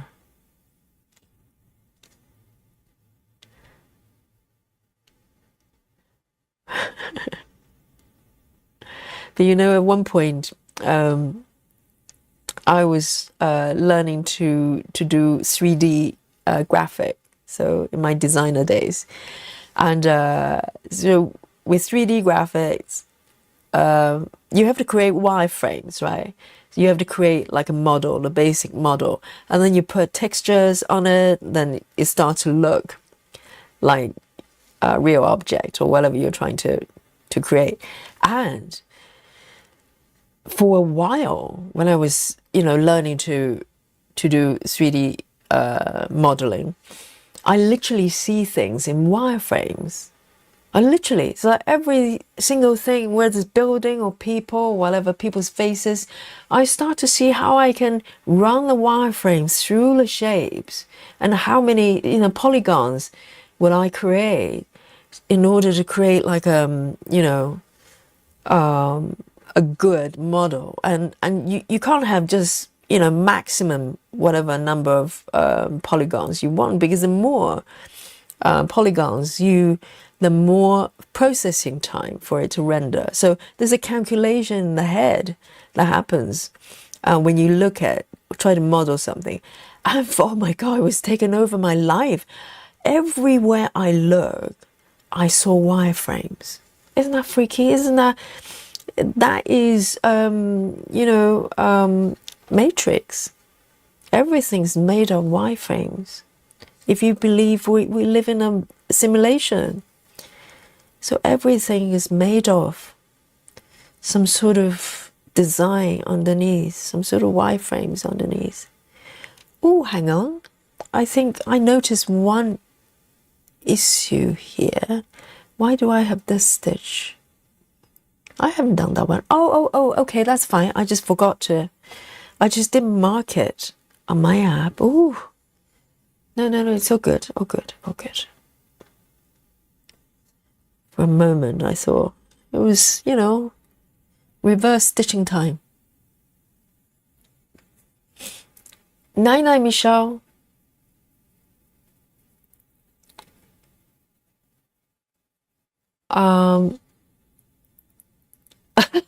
Joy says, hang on, this is very funny. Joy says, yep, 4 o'clock, 4 a.m. 13. Pewter great. Oh my God, Joyce even knows the name, the proper name of the thread, not just the number. That is great. Is it 413? Is that what it is? Oh no, I knew it. There's some aliens out there. Nice, Suzanne. Night. Yes. Sweet dreams. Sweet dreams. And Joy says, and cross-stitch fabric in the sunscreen. Sunscreen. Oh yeah, because it's like slightly mashy. Even weave. That's hilarious. That's hilarious. I know. Brain is so strange.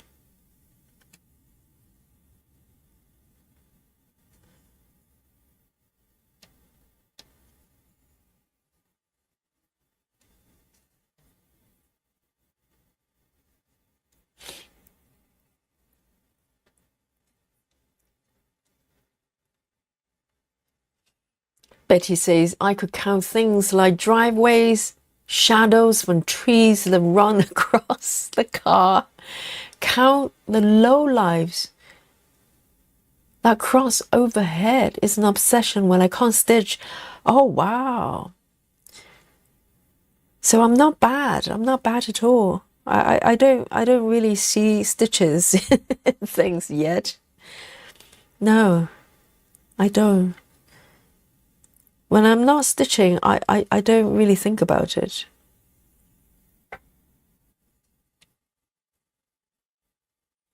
That's why I'm not an alien.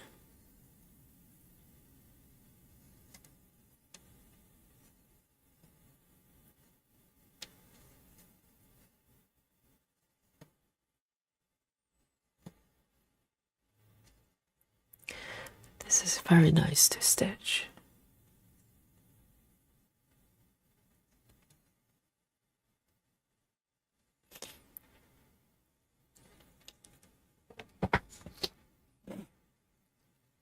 Oh, yes, I was wondering, low lives. I was thinking what low lives are.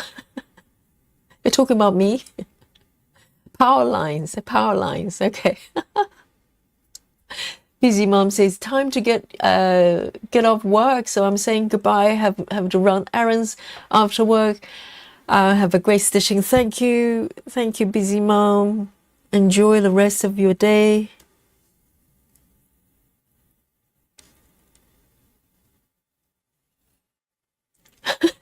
Power low lives. I thought, well, you're judging me.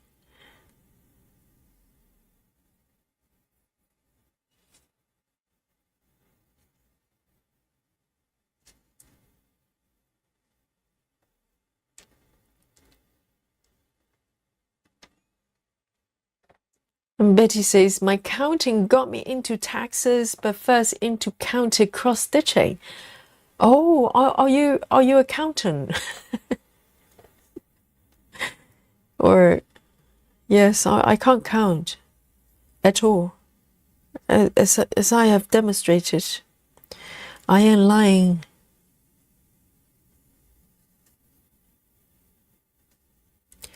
1, 2, 3.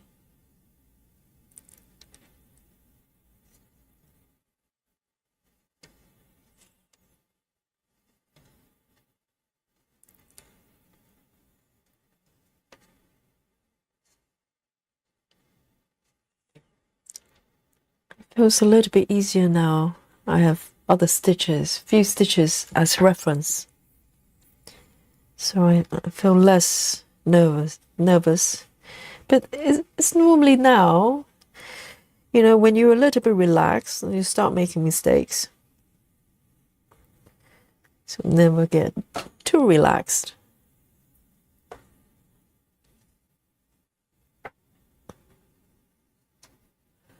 One, two, 1, 2.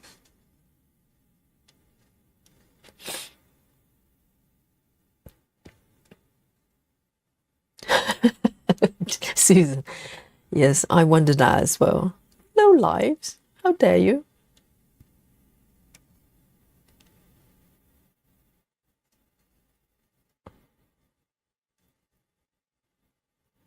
Michelle says good morning from Australia. Good morning.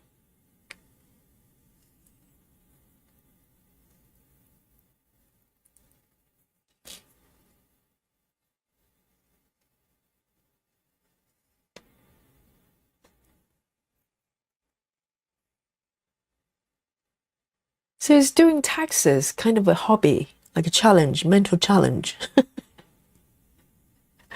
I can't imagine that.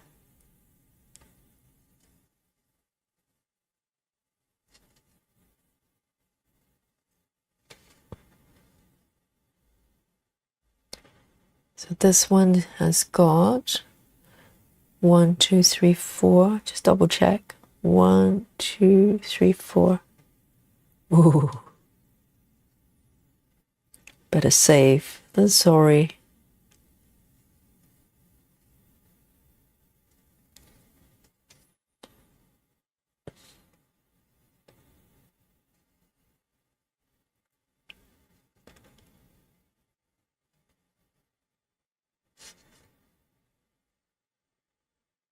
So I'm just kind of ended up just cross country.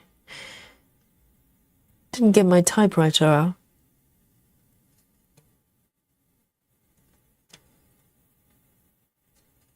Kind of feels right. Oh, hang on. 2. Okay. Double check.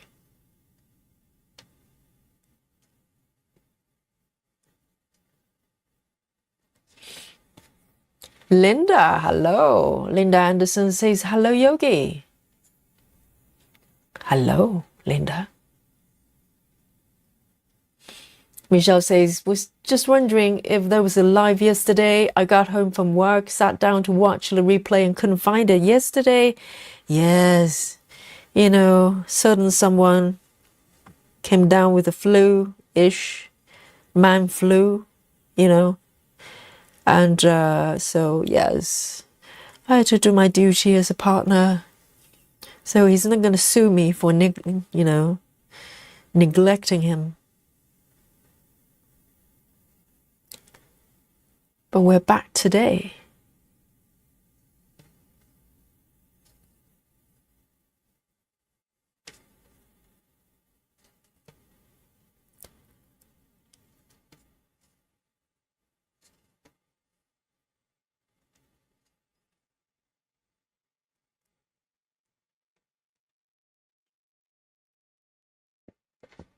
Linda says, what count are you stitching? This one is 28 count. 28 count, even weave. So lovely to stitch. Probably my favorite fabric. 2, 3.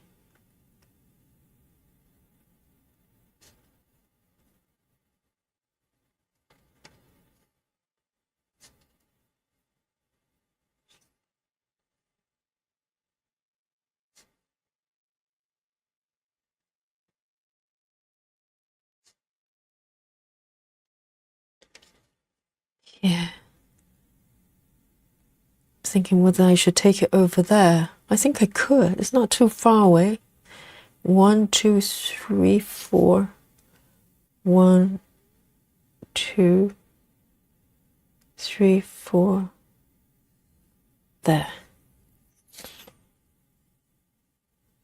So come cross country. Across village.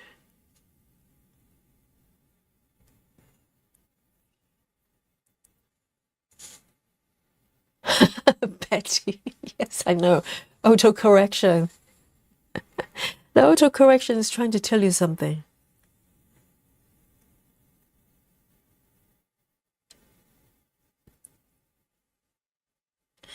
Right, I'm going to end it here actually. Running short with a thread. Just tuck it in here. Not bad, not bad. I'm creating shapes. It's quite fun to do.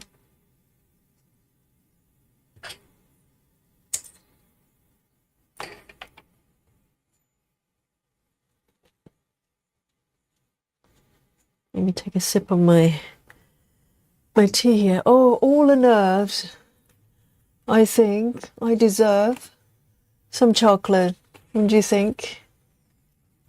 I think I need to reward myself with a bit of chocolate. I'm going to go for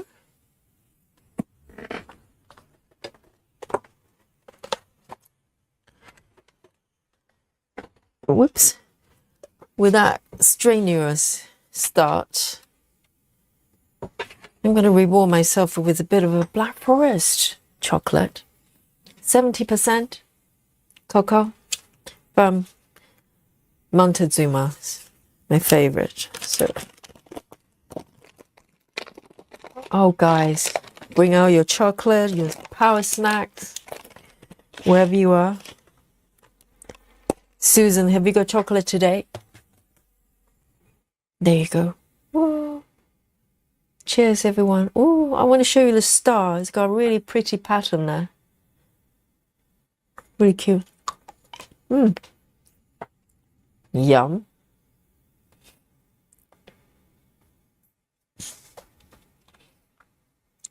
Coming Stitch pattern says, good night, everyone. Thank you for great stitching time. Thank you. I hope you enjoy that disaster. That's called, you know, me stitching. I'll see you soon.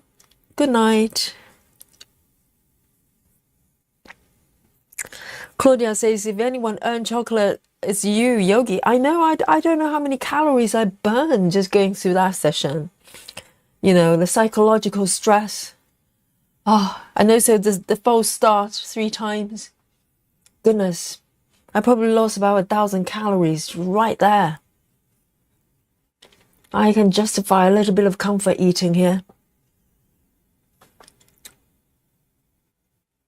There. Gonna start build up this bottom, the line at the bottom there. There's no typewriting, but ish. I try to keep it relatively tidy.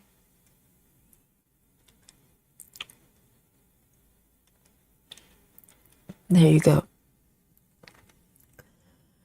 Number 45. 45.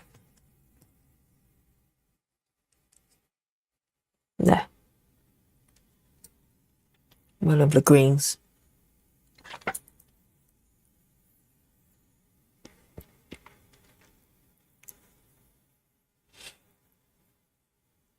Oh, Susan is having hot chocolate. Just as well. Yes. I kept forgetting getting cacao powder. I like to make one myself. I'm not happy with this stitch, you know. It's coming off. No, I knew it. It looks weird. This single stitch here. The bottom right there. I'm not happy with it. I'm going to do it again. Nah. This is my new start. It has to be perfect-ish. Until later. Then it will be very not perfect. I'm sure.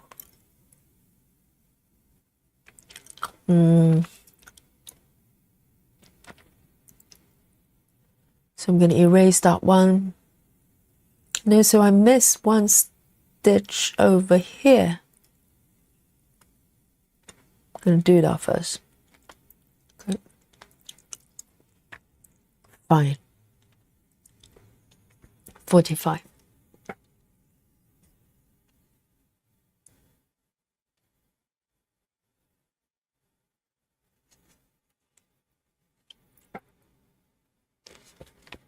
Kimberly says, I just had a chocolate chunk cookie. Oh, very nice. Very nice.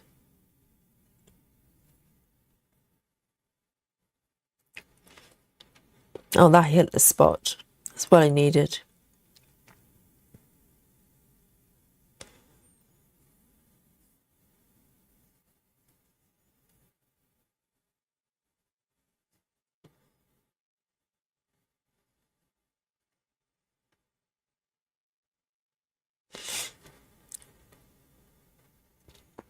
One, two, three, four, five. 3.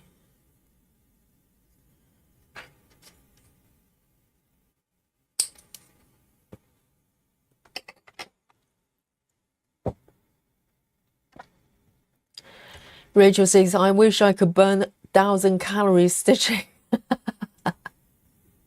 Get one of the GeckoRouge projects. You'll burn calories stitching it.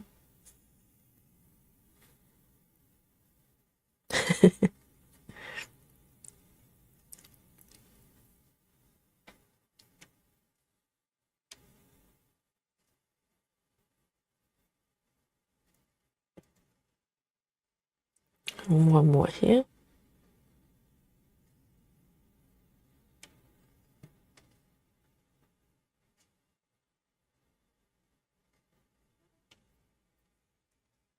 Very nice. Very similar brown there. A little bit darker, maybe. I'm going to mark as I go. Okay, so it goes around this half circle there.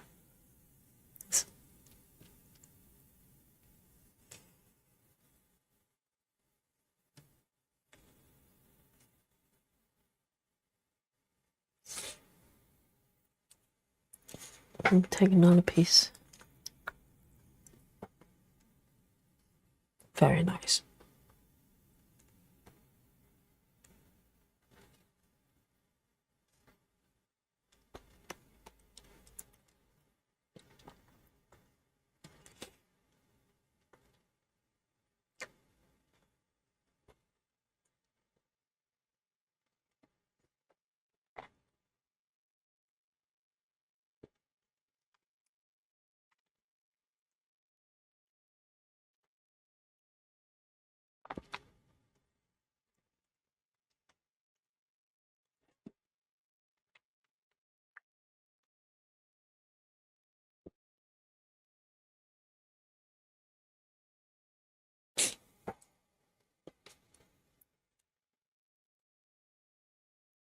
That looks very nice.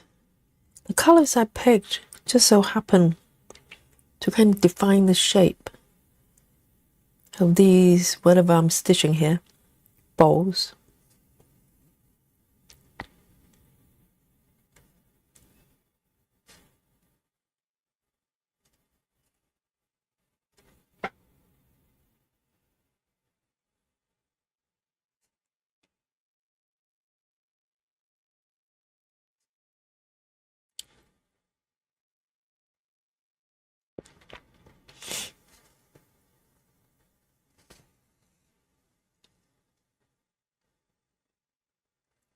One.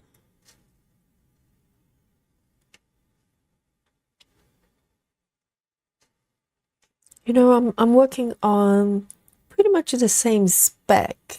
28 counts, full cross, with a Kim Jacobs piece, the quoting rim. But the fabric is different. The fabric is, it's 28 counts, but gridded. And it's got more volume to it. So I've been using CXC to do the full cross. I think up to this point, it's kind of doable, but I can see the stitches getting a little bit full with CXC. So I think going forward, I'm probably going to switch to DMC with that piece, because I haven't made that much progress with that piece. And I think switching to DMC will probably help. Because I always know if I kind of, because every stream I kind of just speak to my WIPs and try to pick the one I want to work with, or want to work on each night. I always notice if I kind of subconsciously try to avoid certain projects, I know there's a problem there. And I like to find solutions. And I love that piece. I think it's just the stitches starting to get a little bit crowded because of CXC. So I think switching to DMC will help.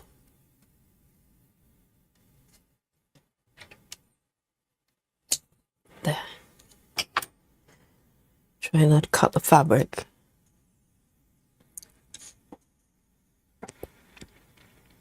Claudia says, my husband is almost home and I need to go and sort out what to throw together for dinner. And we can't live on chocolate alone. Thank you. Thanks for another great stitching session. Hope everyone has a great day. Claudia, enjoy your dinner. I'm sure it'll be quite delicious, whatever you're making for your hobby.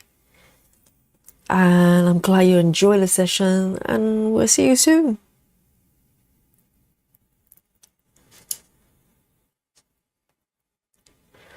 So this one's only got one stitch. I'm gonna leave that for now and go for this one then.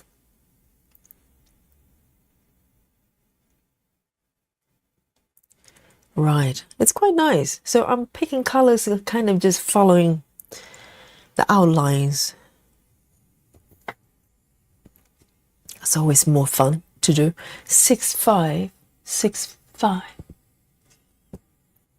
The new piece.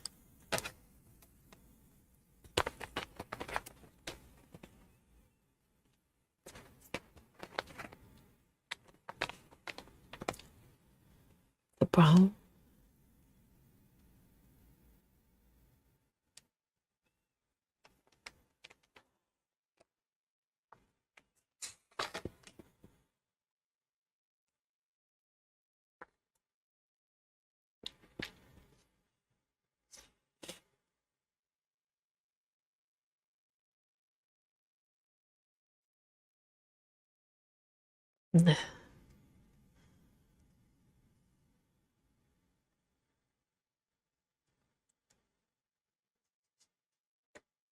It's like the other week when I started the Valentine's Nook twice. I don't know what's going on with September. Spring's supposed to be the season for renewal, rebirth. And for me, it's a September. But so when I restarted that piece, I kind of hesitated for a while, thinking whether I should restart the first time. And then once I made up my mind, I actually felt quite good, because you feel like it's a new start.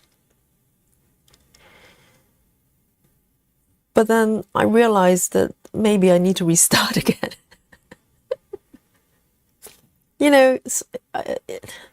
I don't know. On one hand, you think, oh, there's a slight sense of failure. You go, well, I tried it once. Am I going to accept that it's not working again? Or for whatever reason, it's just not working out. But then once you process that and decide to restart again, it's exciting. So sometimes it takes a little bit of courage to restart, but once you're kind of ready for it, you know, it's a restart, but it feels like a new start. It's a brand new departure, brand new journey. So it's not always a bad thing.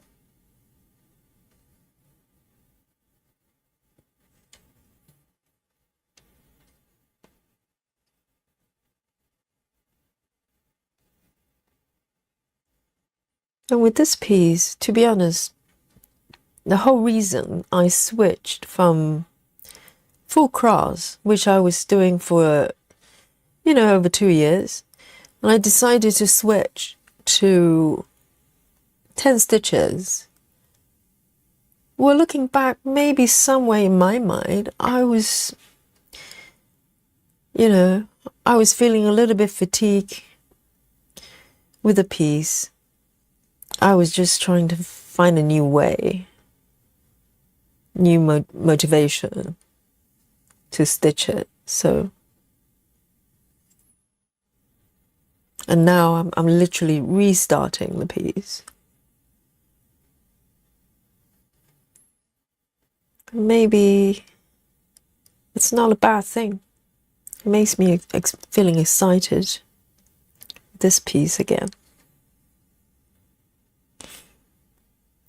I mean, it's quite a tricky thing to do and probably quite risky. I don't know if anybody does it, but you know, for instance, a large piece like this, if you can find a correct location on, you know, where to stitch, then it would be quite fun to do it from all 4 corners and the center at the same time. You know, you can just, you know, for instance, if you start from upper left and then you get bored of it, can you go to the other side and start from upper right?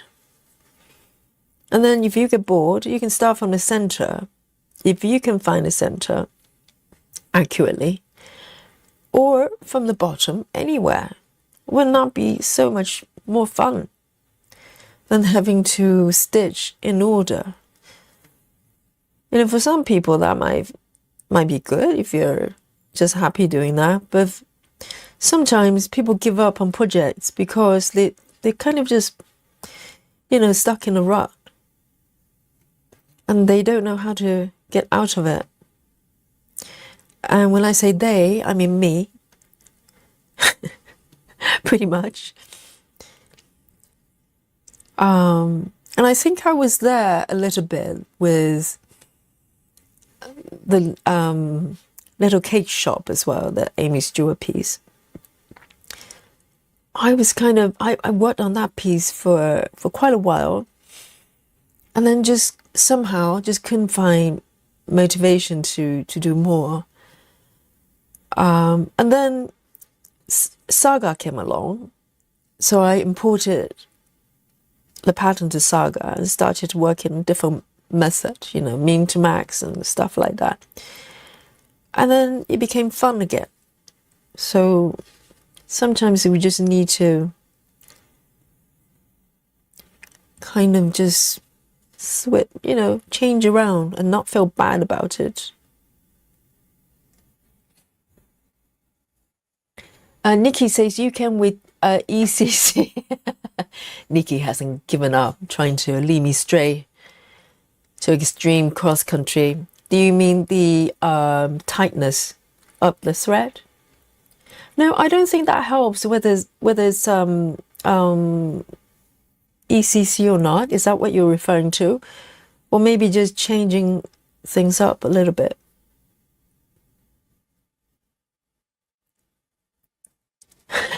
Nikki's trying to get everybody to do ECC.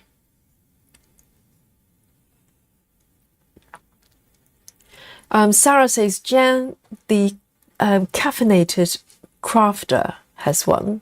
Started in all corners. Oh, started in all corners and a bit in the center. Really? Is it a large piece? And has it worked out Because the worst thing would be, you know, you get like one block or whatever, even one stitch off. I'll probably get very upset.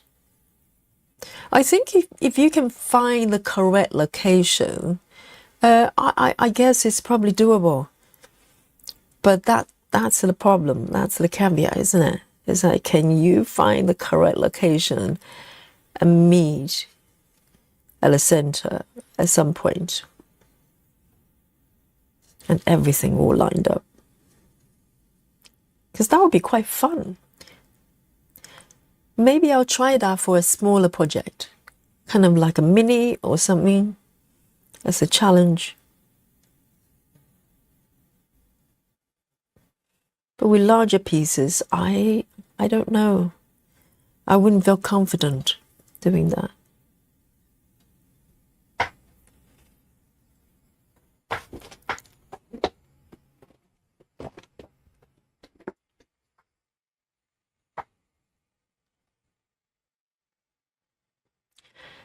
So Betty knows about it as well. And she's done too. Has it worked out? That would be quite fun, wouldn't it?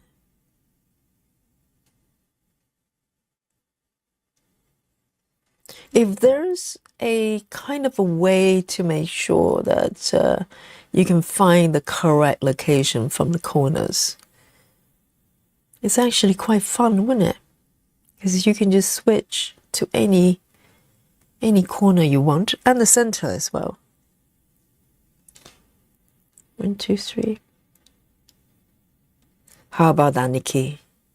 Can you extreme cross country from all corners and the center? With your new piece, yes, the supersize one. Go for it. 3, 2, 1, go.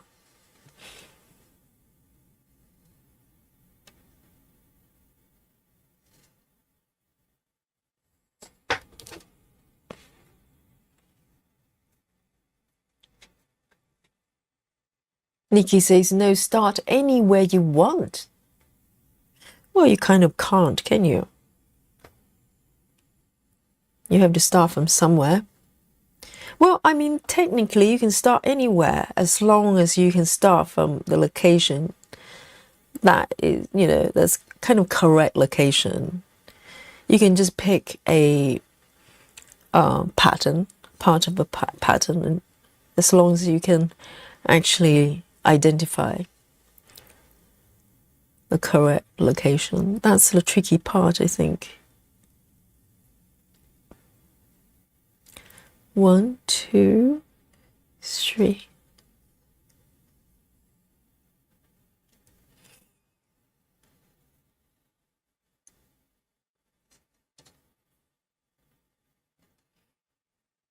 Maybe some sort of technique. I mean, maybe Nikki can come up with one, because Nikki goes extreme cross country, right? So technically, you can pick one color that's going to take you to a certain location as you stitch that color through. Then maybe that's one way of identifying. I think Nikki's kind of doing that, because I've seen her WIPs. She will literally have one color with, you know, one stitch, like a long line taking her. So she's probably using that as a way to identify her location, and then she will land somewhere quite far away and start stitching in that area. Maybe that's one way of doing it. But still, you need to be able to stitch all the way there rather than just through counting, you know, because counting is just risky. 65.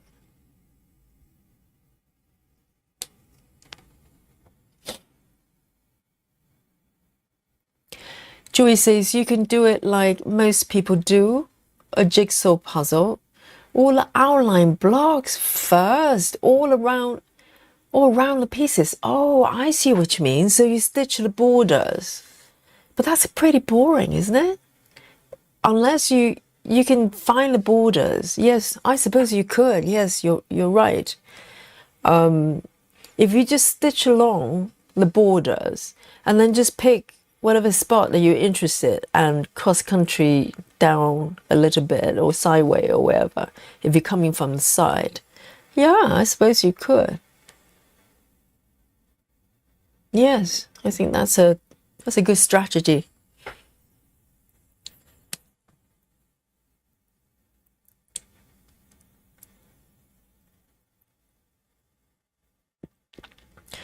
Nikki says, I extreme cross country, the black in the piece I'm restarting. Which one? Not sweet shop. Did you did you stitch 310 with the bookshop as well?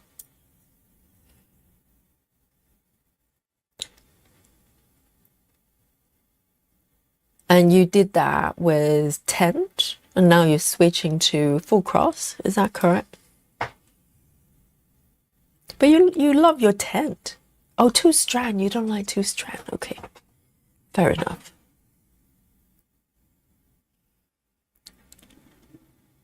Rose says, I do believe that it's Jan 1 million plus stitch project Sarah is talking about, so it looks pretty good. 1 million? What? You mean like stitching from all directions? From corners and center, 1 million stitches? Hello? Alien Club, there you go.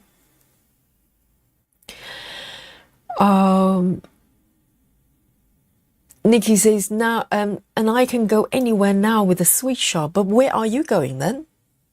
What's next? Are you picking the next, the largest number of stitches with the color? Or what's your game plan from here? I haven't seen your WIP of that piece for a long time. Here we go. Oh, 110, 110.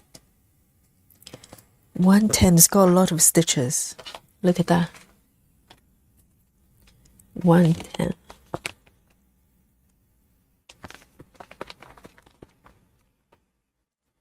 $110 is a dark brown. Go on then. What color is it?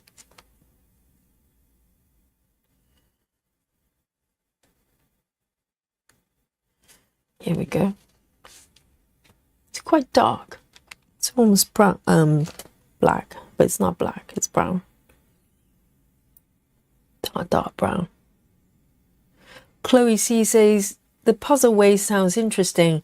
Might have to try that. Yeah, and I think that sounds sensible as well. Because if you're coming from the corners, you have to find the corners, don't you? But if you just stitch along the edges, even though you probably need to be quite patient, because for a long time you probably be stitching the borders. But it doesn't mean you have to complete the borders, right? You're just using that as a guide, and you can stop at any point and start cross country into whatever. Oh, that sounds fun actually. Now come to think of it, I could probably do that, can't I? If I start extending the border from the bottom and cross country, I can literally do it with this piece, Joyce. There you go. Thank you, Joyce. That sounds like fun actually. So, I can go either side and just start with the border, or not filling in completely, because as long as I know where I'm going, as long as I know these stitches are correct and use the stitch ones as reference, it doesn't mean I have to fill in the border 100%, right? I'm just using it as a way to make sure that I'm in the right location. Oh, I like that. I literally just like that so much. Yes, that sounds adventurous. And I can apply the method here. And then, I can just go either side, and then I can do the side border as well if I get there. It's going to take a while, okay? But yes, I like that. And I can cross country at any point. Nikki, do you like it? I like it.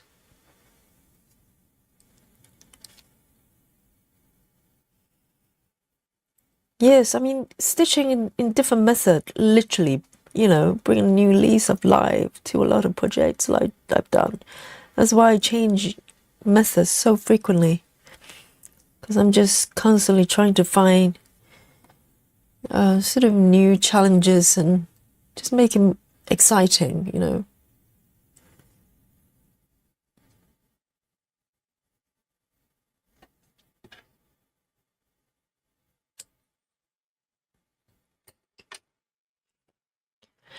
Iris says maybe 3371. I believe that's probably what it is.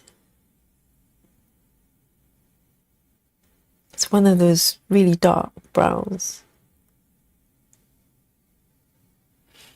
Joy says start with the top row, then the first column, yeah, and the last column, and the bottom row. Hang on, let's digest this.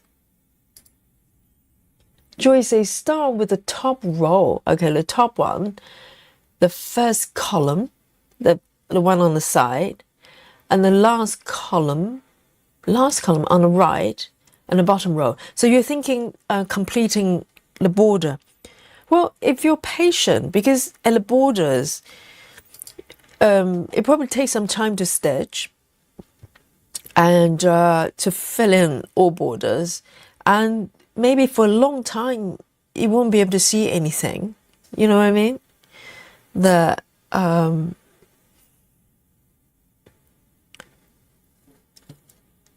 So the way the sort of method that you mentioned, because really, in order when you switch location of on the fabric, it's really all about finding the correct location. So for instance, if you switch corner, for instance, it's very tricky, right? And very risky. But if you follow the edges, using all the stitches there as a guide to help you to get to the second location. Yeah. But Joyce is saying that literally just fill in the outer border. Like a column width of the piece. That's a challenge too. I'm just thinking I probably, run out of patience. If I have to stitch with a column, good luck.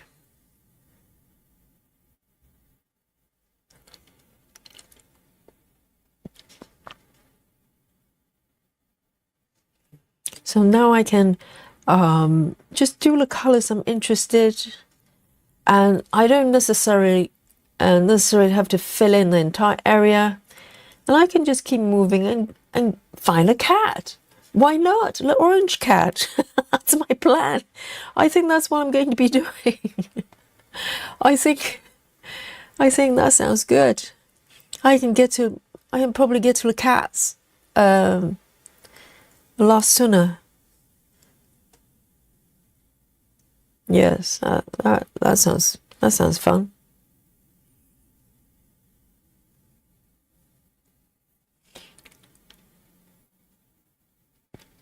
Rachel says it looks like 3371. Oh, everybody agrees. Betty also says 3371. Serena says 99. Oh, 99. Serena is in Belgium, so it's 1 hour ahead of me. Well done, Serena. And 99.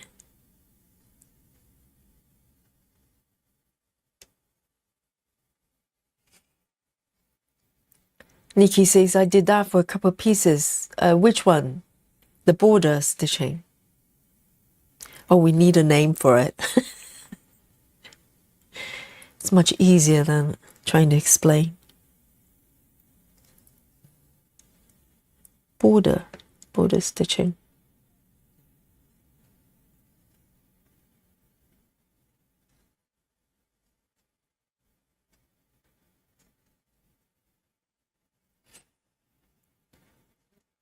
And we have to compile a dictionary.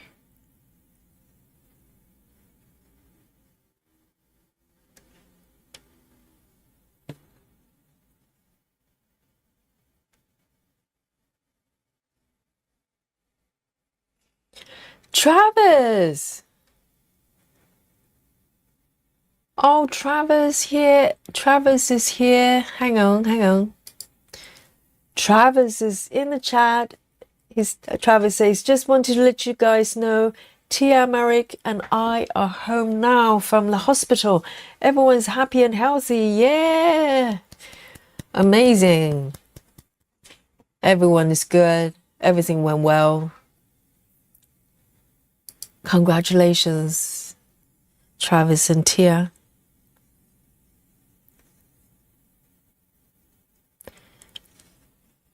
Yes, we were wondering.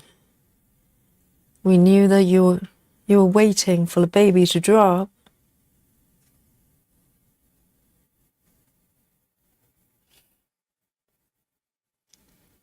Wonderful.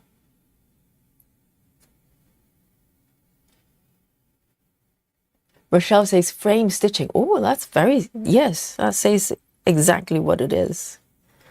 Frame stitching. I like it. Yeah, stitching frames.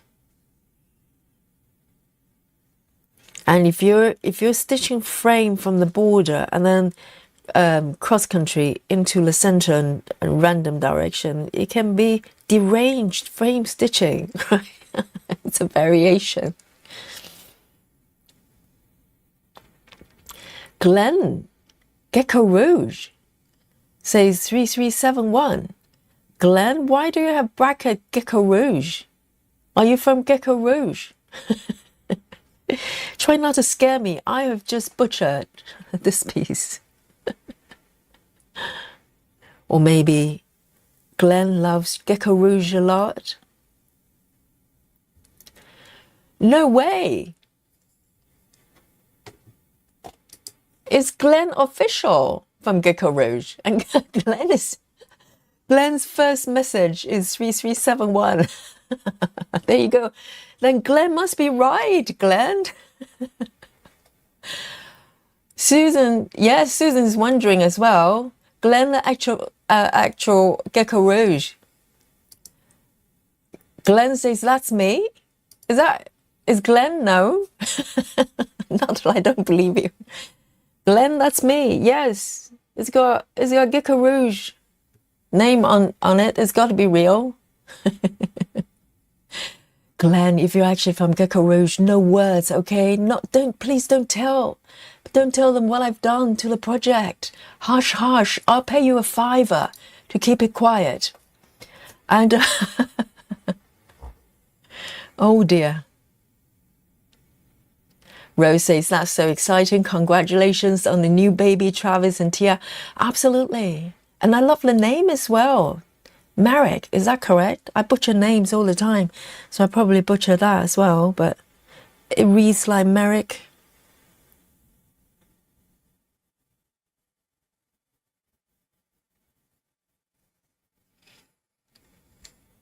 Rochelle says, I like that deranged frame stitching. Yes, exactly. So it's like frame stitching sounds really daunting, right? You have to stitch the frames, but you're allowed to be deranged. Yes, I think deranged should be a variation of all methods. So I'll probably do that. Travis says, hi guys, have a fun stitching session. Maybe tomorrow when Merrick and Tia are napping, we'll join the stream. I know I love the fact that Travis, when you post on Facebook, you know, you got a baby arrived and then you were stitching the wharf piece. And I'm thinking, that's great. You've got a boy and your piece, the wharf piece has got 2 wharfs, right? That's you and Merrick. That's so wonderful. Really appropriate. Yes, I hope to see you here. And please send my love to Tia and Merrick as well.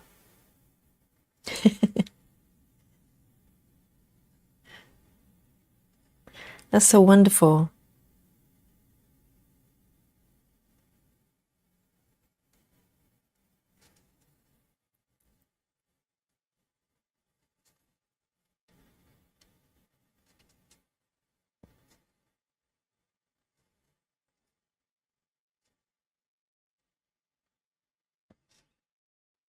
So far, so good.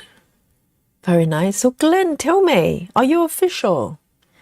Are you going to report me to GeckoRouge and get me arrested? Please don't. I did my best.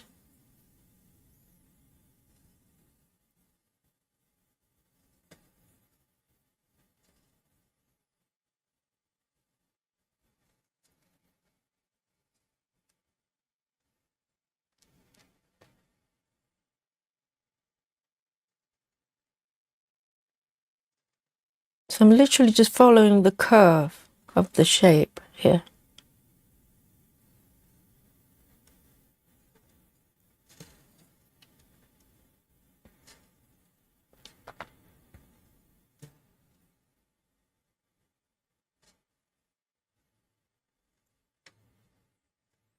So this method is called deranged bow stitching.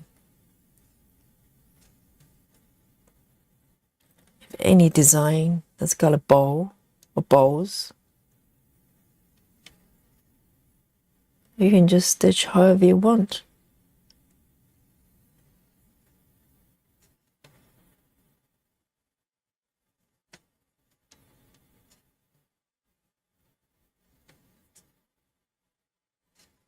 So Travis is stitching on a piece from Dimensions, I think. It's got 2 wolves. And how wonderful. It's a boy. So 2 wolves in the house. And I hope the toad is doing well, the newly adopted.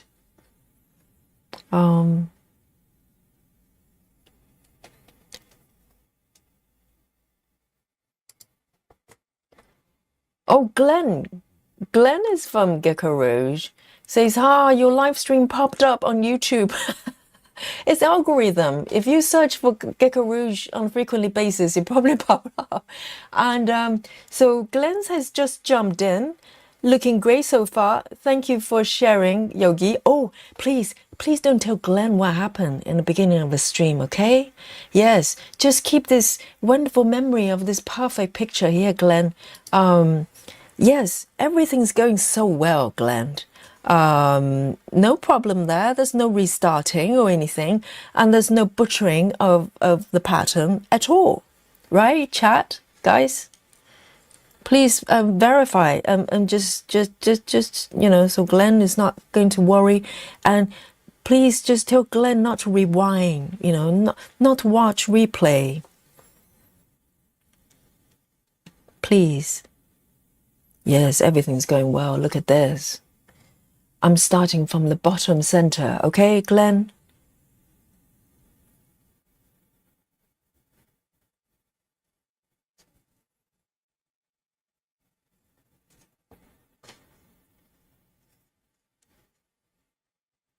Please reassure Glenn.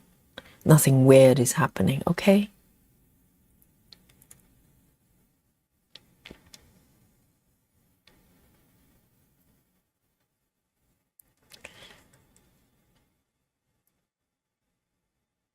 Oh, yes, yeah, Glenn, Sarah says nothing to see here, okay? And Rochelle says, don't stream frog, Glenn. What is that? And Michelle says, Glenn, thanks for producing beautiful patterns for us. There you go. Absolutely fine. It's peaceful streaming here. And let's change the subject. Cleo says, am I the only one who has scratches of needles everywhere? On me? Do you mean anywhere that's not on your hands? You almost think I have a cat. What? What do you do with your needles? And also, cross-stitching needles are blunt. What are you doing, Cleo? I'm slightly worried. You mean scratch? What do you mean scratches all over me? I mean, what do you do with your needles? Oh, Cleo is getting out of control.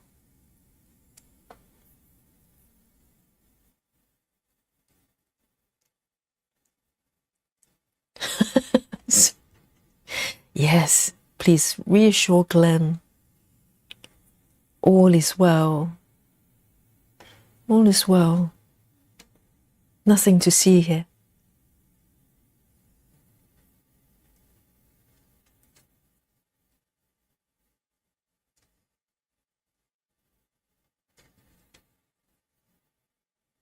And to be honest, I don't know how many people are actually stitching this piece. I know there's one viewer here. Is it Gretty? I haven't seen her for ages. She bought it after watching my stream. She loved it so much. She got 25 count as well. But I think, if I remember correctly, she decided to get another fabric and stitch on 28 as well. So it's the same spec as me, even though I started with 25. But to be honest, because these are made to order kits, so I don't know how many people out there actually stitching this piece.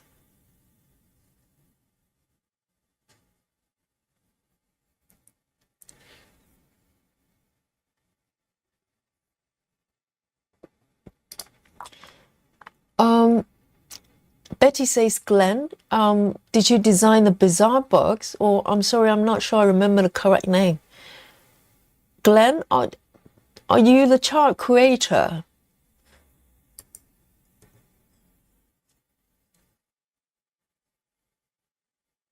Now, interrogation of Glenn has started, okay? We want maiden names and credit card numbers, you know.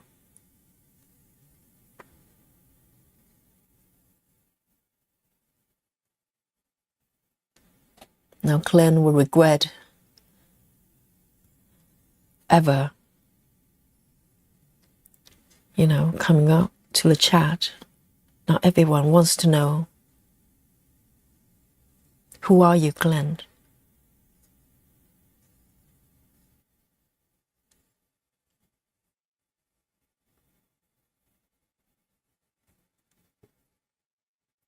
Hello, Maddie.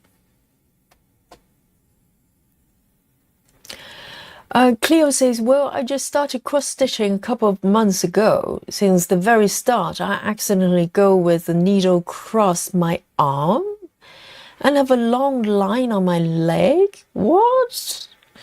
So it's just me having this problem? Yeah. You know, Ilio, I'm pretty clumsy myself, you know, and I have many mishaps with my projects. I don't think I stab myself randomly all over my body. So yeah, it's a little bit unique. What about guys? Do you have needle injuries all over your body, like cat scratches? It will be a new phenomenon. And also the needles are supposed to be sharp as well. So maybe get cross-stitching needles. That's blunt at the tip. And just make sure you don't stab your eyes. That can still do some damage.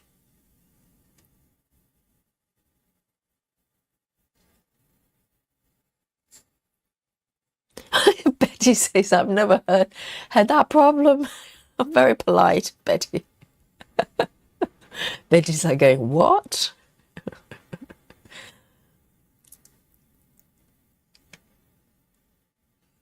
Yes. Why would you stab yourself on the thigh or the legs? How long is your thread, Ilio? Are you Nikki, really? Is it actually you, Nikki? Because, you know, extreme cross country, she probably have like endless thread from a cone. She'll be stabbing herself left, right, and center. Wouldn't surprise me. Nikki is probably covered with needle stitching related injuries.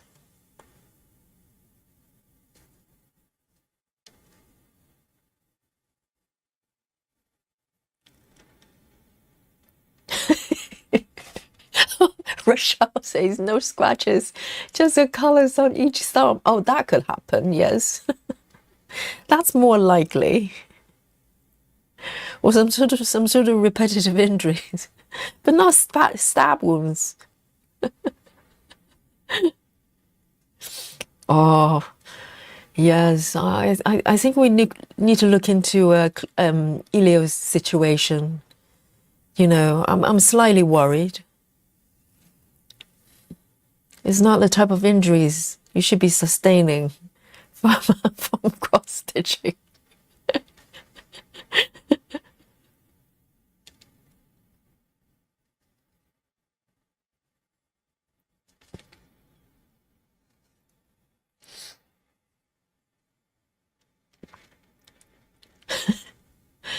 Elio says, I bought a packet of needles that are supposed to be cross stitching, but they're sharp. Then they're not really for cross stitching. Maybe they're embroidery. I know some people choose to use pointy ones, but that's a choice. Normally, you wouldn't use sharp ones. Yeah, normally, you know, cross stitching needles, they would say blunt tips. So, you know, it just prevents you from stabbing through the fabric. So, you know, technically, you shouldn't cause injuries. Oh dear. Yes, Elio, you need to come to the chat more often. We'll guide you. We'll guide you to the light, okay? No stabbing injuries from stitching. We're peaceful. We shouldn't be drawing blood when we're stitching.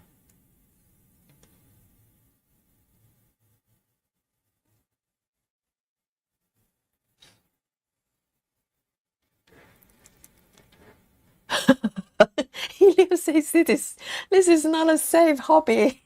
Not the way you do it, Elio.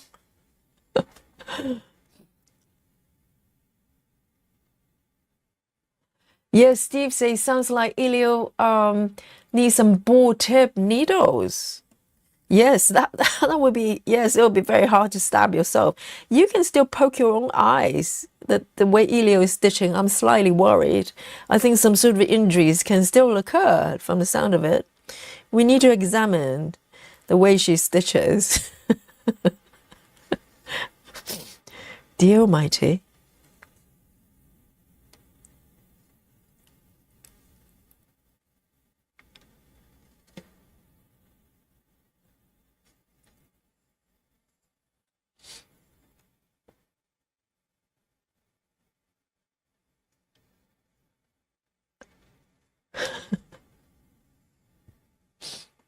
Yes, Betty's autocorrection is going wild.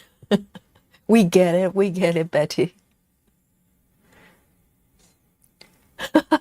Yes, Betty, blame the hobby. Yes, Betty's got you know, Betty's plagued by autocorrection, and now Betty's saying, hubby here bumping my elbow like it's funny. Yes, maybe because he bumped you, so you do autocorrections. Your autocorrection just go wild. Yes, always blame the husband. Yes, I like it.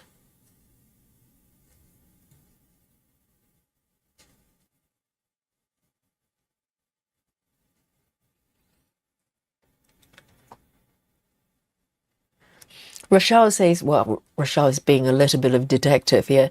She says, maybe Elio's parking with too long threads, but it still shouldn't, yes, probably long threads. That's why maybe Elio is actually, you know, Nikki.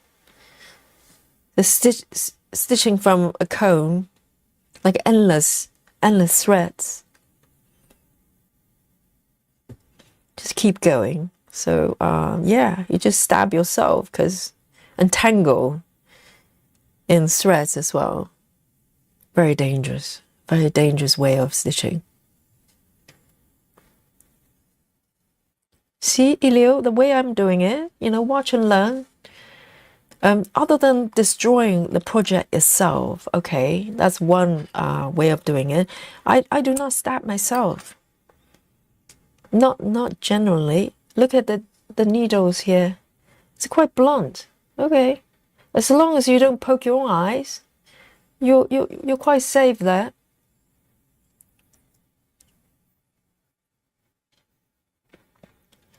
Oh, reassurance from Glenn. Glenn says, "Oh, good, I won't rewind. I'm sure end result will be worth it. No matter what did or didn't happen." Yes, Glenn, thank you. The $5 I gave you is definitely working. Yes. Oh, that's a relief. That's a relief.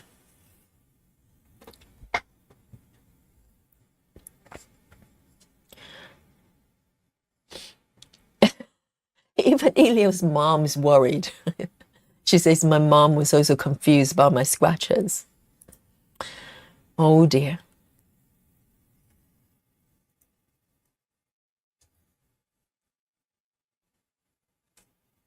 Let me pick another color. I could just keep going with this one, actually. It's got quite a few here. It's quite fun to just keep going. Why not? Let me pick another 110. I think is one of the dark browns. Whatever number that's supposed to be. 110. Not 110. 110.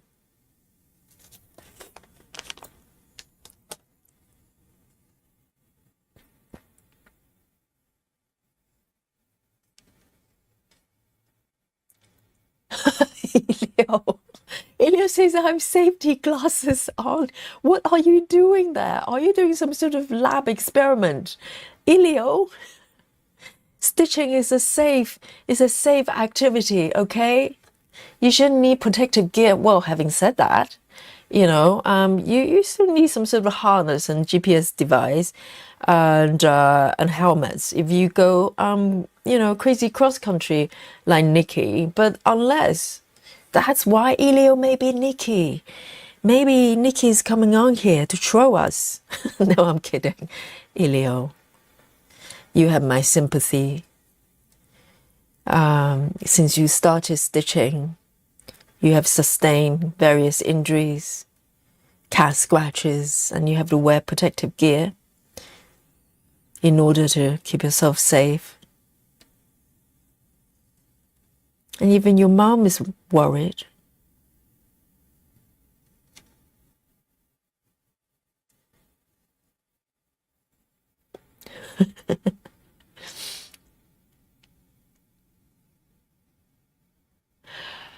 Joyce, night. Joyce is going to bed. So, sweet dreams. Joy's doing really well. This is 12:30 over there. Well done.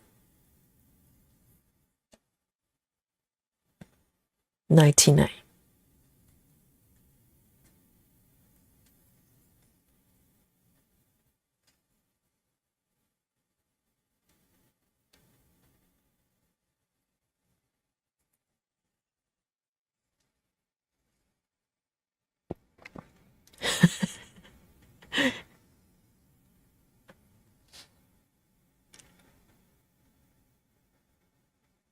Oh, Elio says, I heard in a video that the thread should be as long as your arm.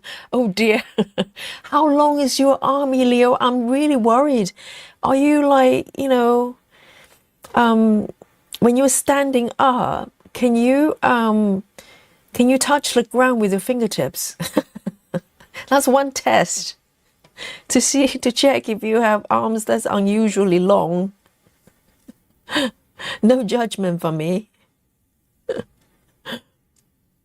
Yes. Well, I think as long as the arm is kind of long for normal human beings,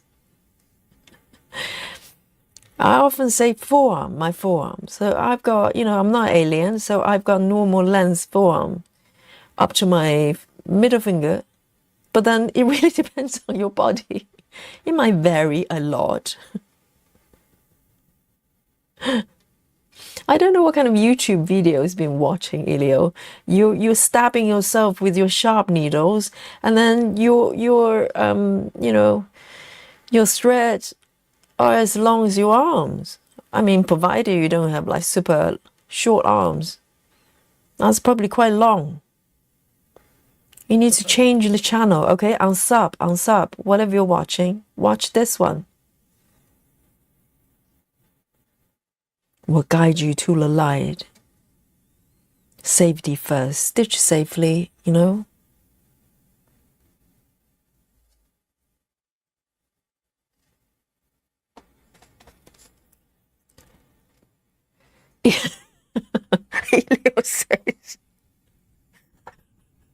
Elio says, I'm only 160 centimeter and your arms is as long as your height. Oh my goodness.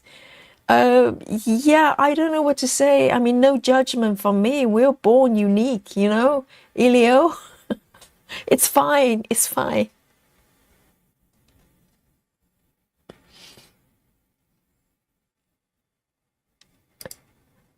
Glenn says, Glenn, are you a chart creator? You need to clarify before you go, okay? You're not allowed to go to bed. So people, the chat is wondering whether you're a chart creator. And Glenn says early start tomorrow as working on GeckoRouge kits.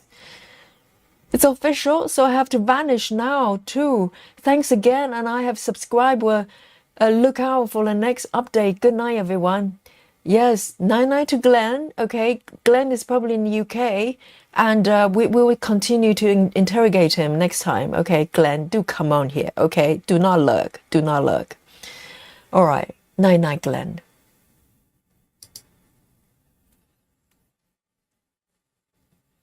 Oh, that's Glenn from GeckoRouge, and he thinks everything's all good. Okay, no words. All right. It's between you and me. No one else. No one else need to know.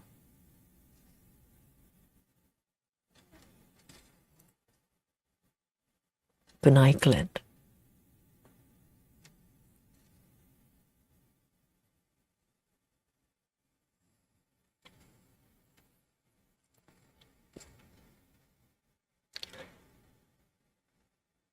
Oh, Susan, very good point. Susan say, I think Elio missed the part you double the thread. Ah, so she's going full length.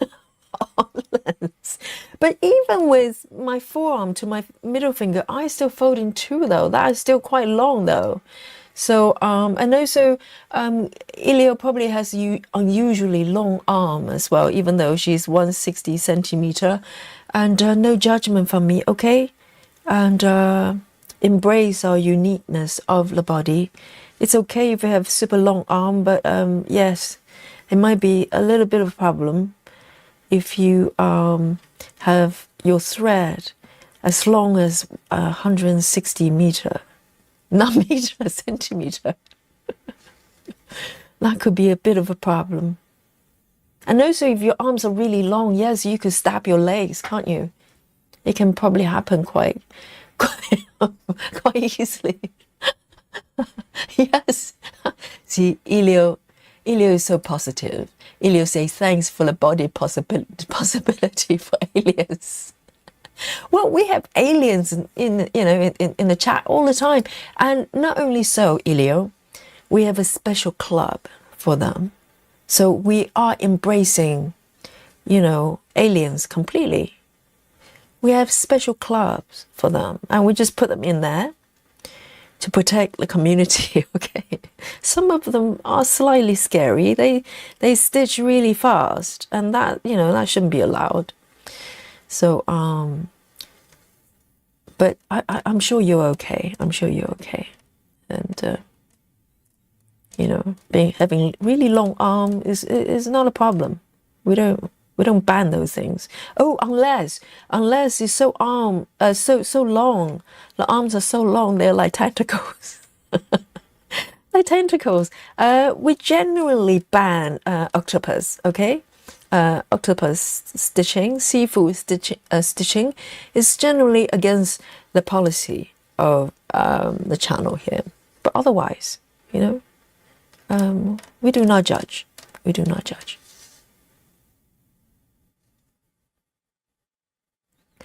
You know, this channel is calamari free, okay?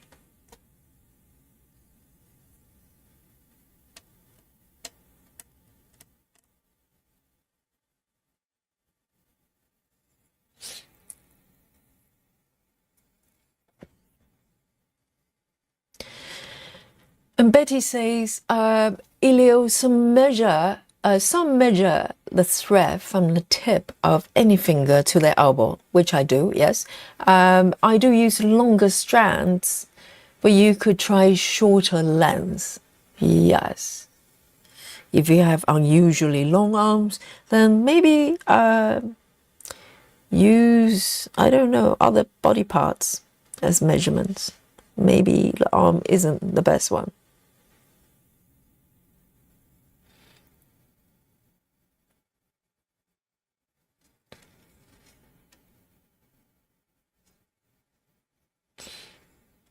Sarah says, I use shorter lengths because it's more comfortable to stitch with frame on my lap. And I like your frame, Sarah. I've never seen those ones before. Sarah's got those frames, there's double-sided. You can, they're different frame sizes, aren't they? The hoop sizes. You can flip them upside down, depends, and just prop it on the lap. I've never seen, you know, I've never used it before. Didn't even know such frames existed. Is that the one you've been using since 1974, Sarah? If so, maybe they're discontinued. I don't think you can get them anymore. It's an antique piece.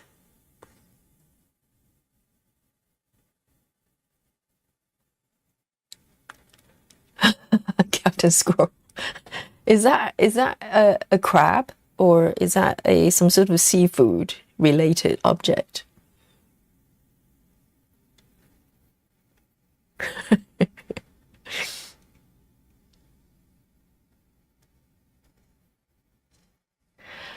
Oh, good. Our messages are getting through to Cleo. Cleo says, I have a section that I only need to do a couple of stitches. So I'm already using shorter threads. But still break my fingers. One step at a time, Elio. One step at a time. You know, the repetitive stabbing is not good, all right? Stitch safely.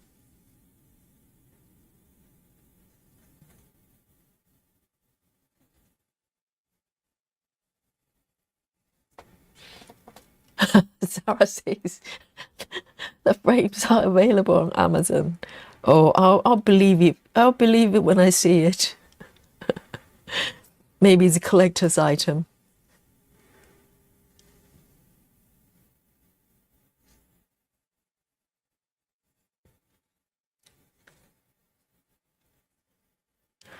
I know, there's so many different types of aliens, you know. Some people stitching without grid. Oh, man.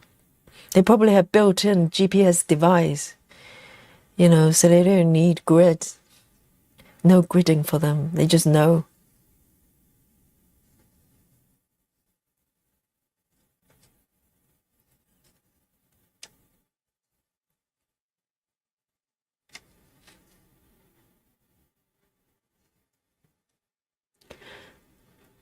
Nine, Sarah Vian. Good to have you.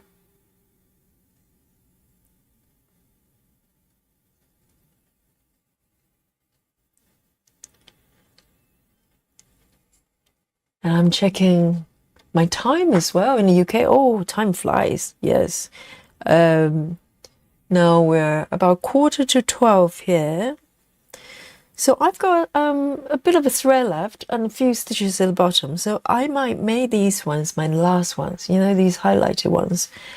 And you should know by now, regulars, what we do at the end of every session.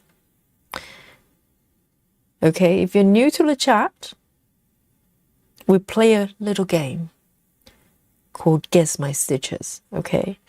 And as it says on the tin, literally, you guess the number of stitches I've done for this session, okay? And you might be wondering, you go, well, I don't know, I just joined the chat. It's okay. It does not require any skills. Look at the chat. They have no skills, but they join every day, okay? All you have to do is to come up with a number on top of your head and just throw it in the chat and see if it sticks. Sometimes it does. And sometimes you win. So, and if you get to win, oh, it's glorious. All sorts of things happen. You get to enjoy the buffet with me, okay? I eat most of them, but you know, you get to have a few pieces. But most of all, you receive the admiration and respect of the chat, okay? It's priceless. You can't get it anywhere else. You get it here live on Yogi Stream, okay? So if you're lurking, you think, well, I don't know what to say. Just come forward and lurk for 2 seconds, throw a number out, and you can go back to lurk again. I will not take it away from you. Lurking is your birthright. Okay? You have full control here. But just come forward and throw a number out. And let me bring on my state-of-the-art Guess My Stitches machine here. This is NASA technology. Collaborating with Elon Musk, we came up with this idea, okay? And I worked on this machine in my basement. Some power tools were involved. And this is the result. You get to enjoy it, okay? And put in your numbers. And as I stitch the final stitches, you still have some time, okay? You can think about it. Maybe do some mental calculations. How many stitches has Yogi done today? I can replay it in my head, stitch by stitch. Not counting the the false start, okay? It's you know, we're transparent here. There's no cheating when it comes to numbers of stitches. And you can trust me, all right? So I've got 1, 2, 3, 4, 5, about 10 stitches, all right? So give you a few moments to come up with a number, and maybe you win. And many of the people in the chat have won multiple times. I don't know how they do it. Maybe they cheat. I don't know. But we don't care. And you don't have to be precise. As long as you're close, the one's got closest number wins. That's how it works, okay? We don't care about position. If you're close, that's good enough for us. All right, I've got a few more to go, so bear these stitches in mind, okay? Every stitch counts. Every stitch counts. And you could be the winner tonight. Let me mark as I go. Where are we exactly? Okay, 1, 2, 3, 4, 5. 1, 2, 3, 4, 5. I got one more. 1, 2, 3, 4, 5. Yes. I've got 6 stitches to go. So add 6 on top of your final total, okay? They can make all the difference. between winning and losing. Here we go. The last three, guys.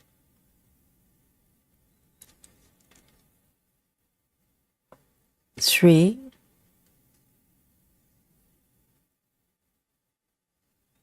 two,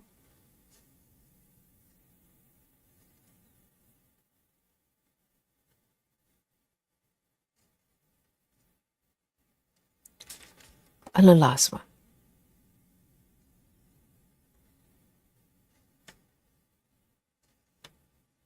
There. Beautiful. Let me end this right here. And for this piece, I probably do not need to give you any recap. You suffered this process with me, okay? So you know what happened. And if you don't, watch the replay. All right? So this is starting point. This is at the bottom, center, from this point here. And I started just pick one color at a time in no particular order and then fill in to this area here. So that's what we've got. So it's right here. Everything's right here. And your guess is just as good as mine. Let's have a look. And the first submission, Kimberly, 311, Rochelle, 159, Elio, 140. Elio probably have some alien power. She might be the winner. So watch out, everyone. And Captain Squirrel, 237, Betty, 212, Chloe C, 125, and Rachel, 219, Laura, -7, 230, -7. Laura, we're friends, okay? And Maddie says 230. Susan, Susan 250. Arid, Stitches 204. Steve 272. And Sandy, come forward, 202. Guys, are you ready? Let's have a look. Boom. Let me turn this off here. And let's look at the number. So this is at the very, very bottom. Okay, this is our new journey here, or my new journey. You're just suffering with me. Yeah, that's how many stitches involved. Like a lot. I'm literally at the bottom here, at center. So let's have a look at the number. Are you ready? Go.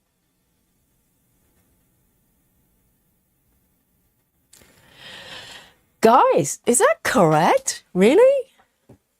417? Is that possible? 417. Is that correct? Yeah, I've done 417. This is 417. Really? I'm shocked. I'm sure you are too, guys. Do you think this is correct? I am a little bit worried. Have I marked anything I shouldn't be marking? I haven't, have I? Let's have a look. It's all good. Nothing else is marked. Yeah. So this is like a lot more than I thought. Look at this blob. 413. Really? Let me have a look. Wow. I cannot count, but yes, 417. So literally no one is close, but who's the closest? Yeah, I'm a bit shocked. Is that 400 stitches? But there's a lot of, same color. So that was kind of fast. And this blob is probably, I don't know. Really? It just doesn't look like it. And yeah, so who's the closest? Who's got the highest number here? Let's have a look. So Kimberly 311. Is there anyone higher than that? I think 311 is the closest. So Kimberly, yes. No, Kimberly, you're the star. You're the star. Yes, I wouldn't know that's 400. Would you? Clearly no one did. Yes, you know how it works by now. Bring on the spread. Okay, let's celebrate with Kimberly. And Kimberly has faith in me. None of you, the rest of you didn't. And yes, I'm shocked actually. That's 400. Shocker, yes. So bring on the spread here. So let's have a look. We've got lovely healthy options from Sarah and Laura. Very nice selection there as usual. And Betty says you counter cheated. Betty, we're friends. You were my favorites up to this point, okay? And now Kimberly's my favorite. And Captain Squirrel, very healthy. And Elio, the first spread from Elio, amazing. That is very substantial. No squid involved. I'm just checking. Or Elio will be banned.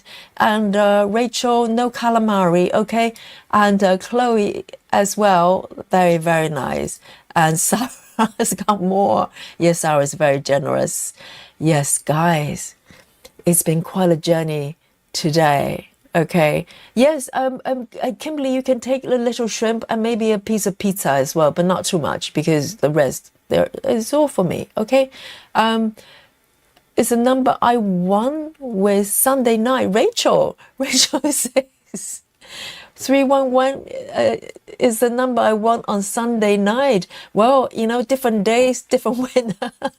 It doesn't work like that. But yes, that's the spirit, you know, fight and try and try again. Maybe one day it will be you, Rachel. So, yes, everyone, thank you so much for tonight. It's been so much fun. And thank you for enjoying this new start with me or restart. And I'm really enjoying so far. So I'm going to explore different way of stitching and share it with you. So Elio, stop stabbing yourself, and everyone else, enjoy the rest of your day. And from sleepy London town, Yogi signing out.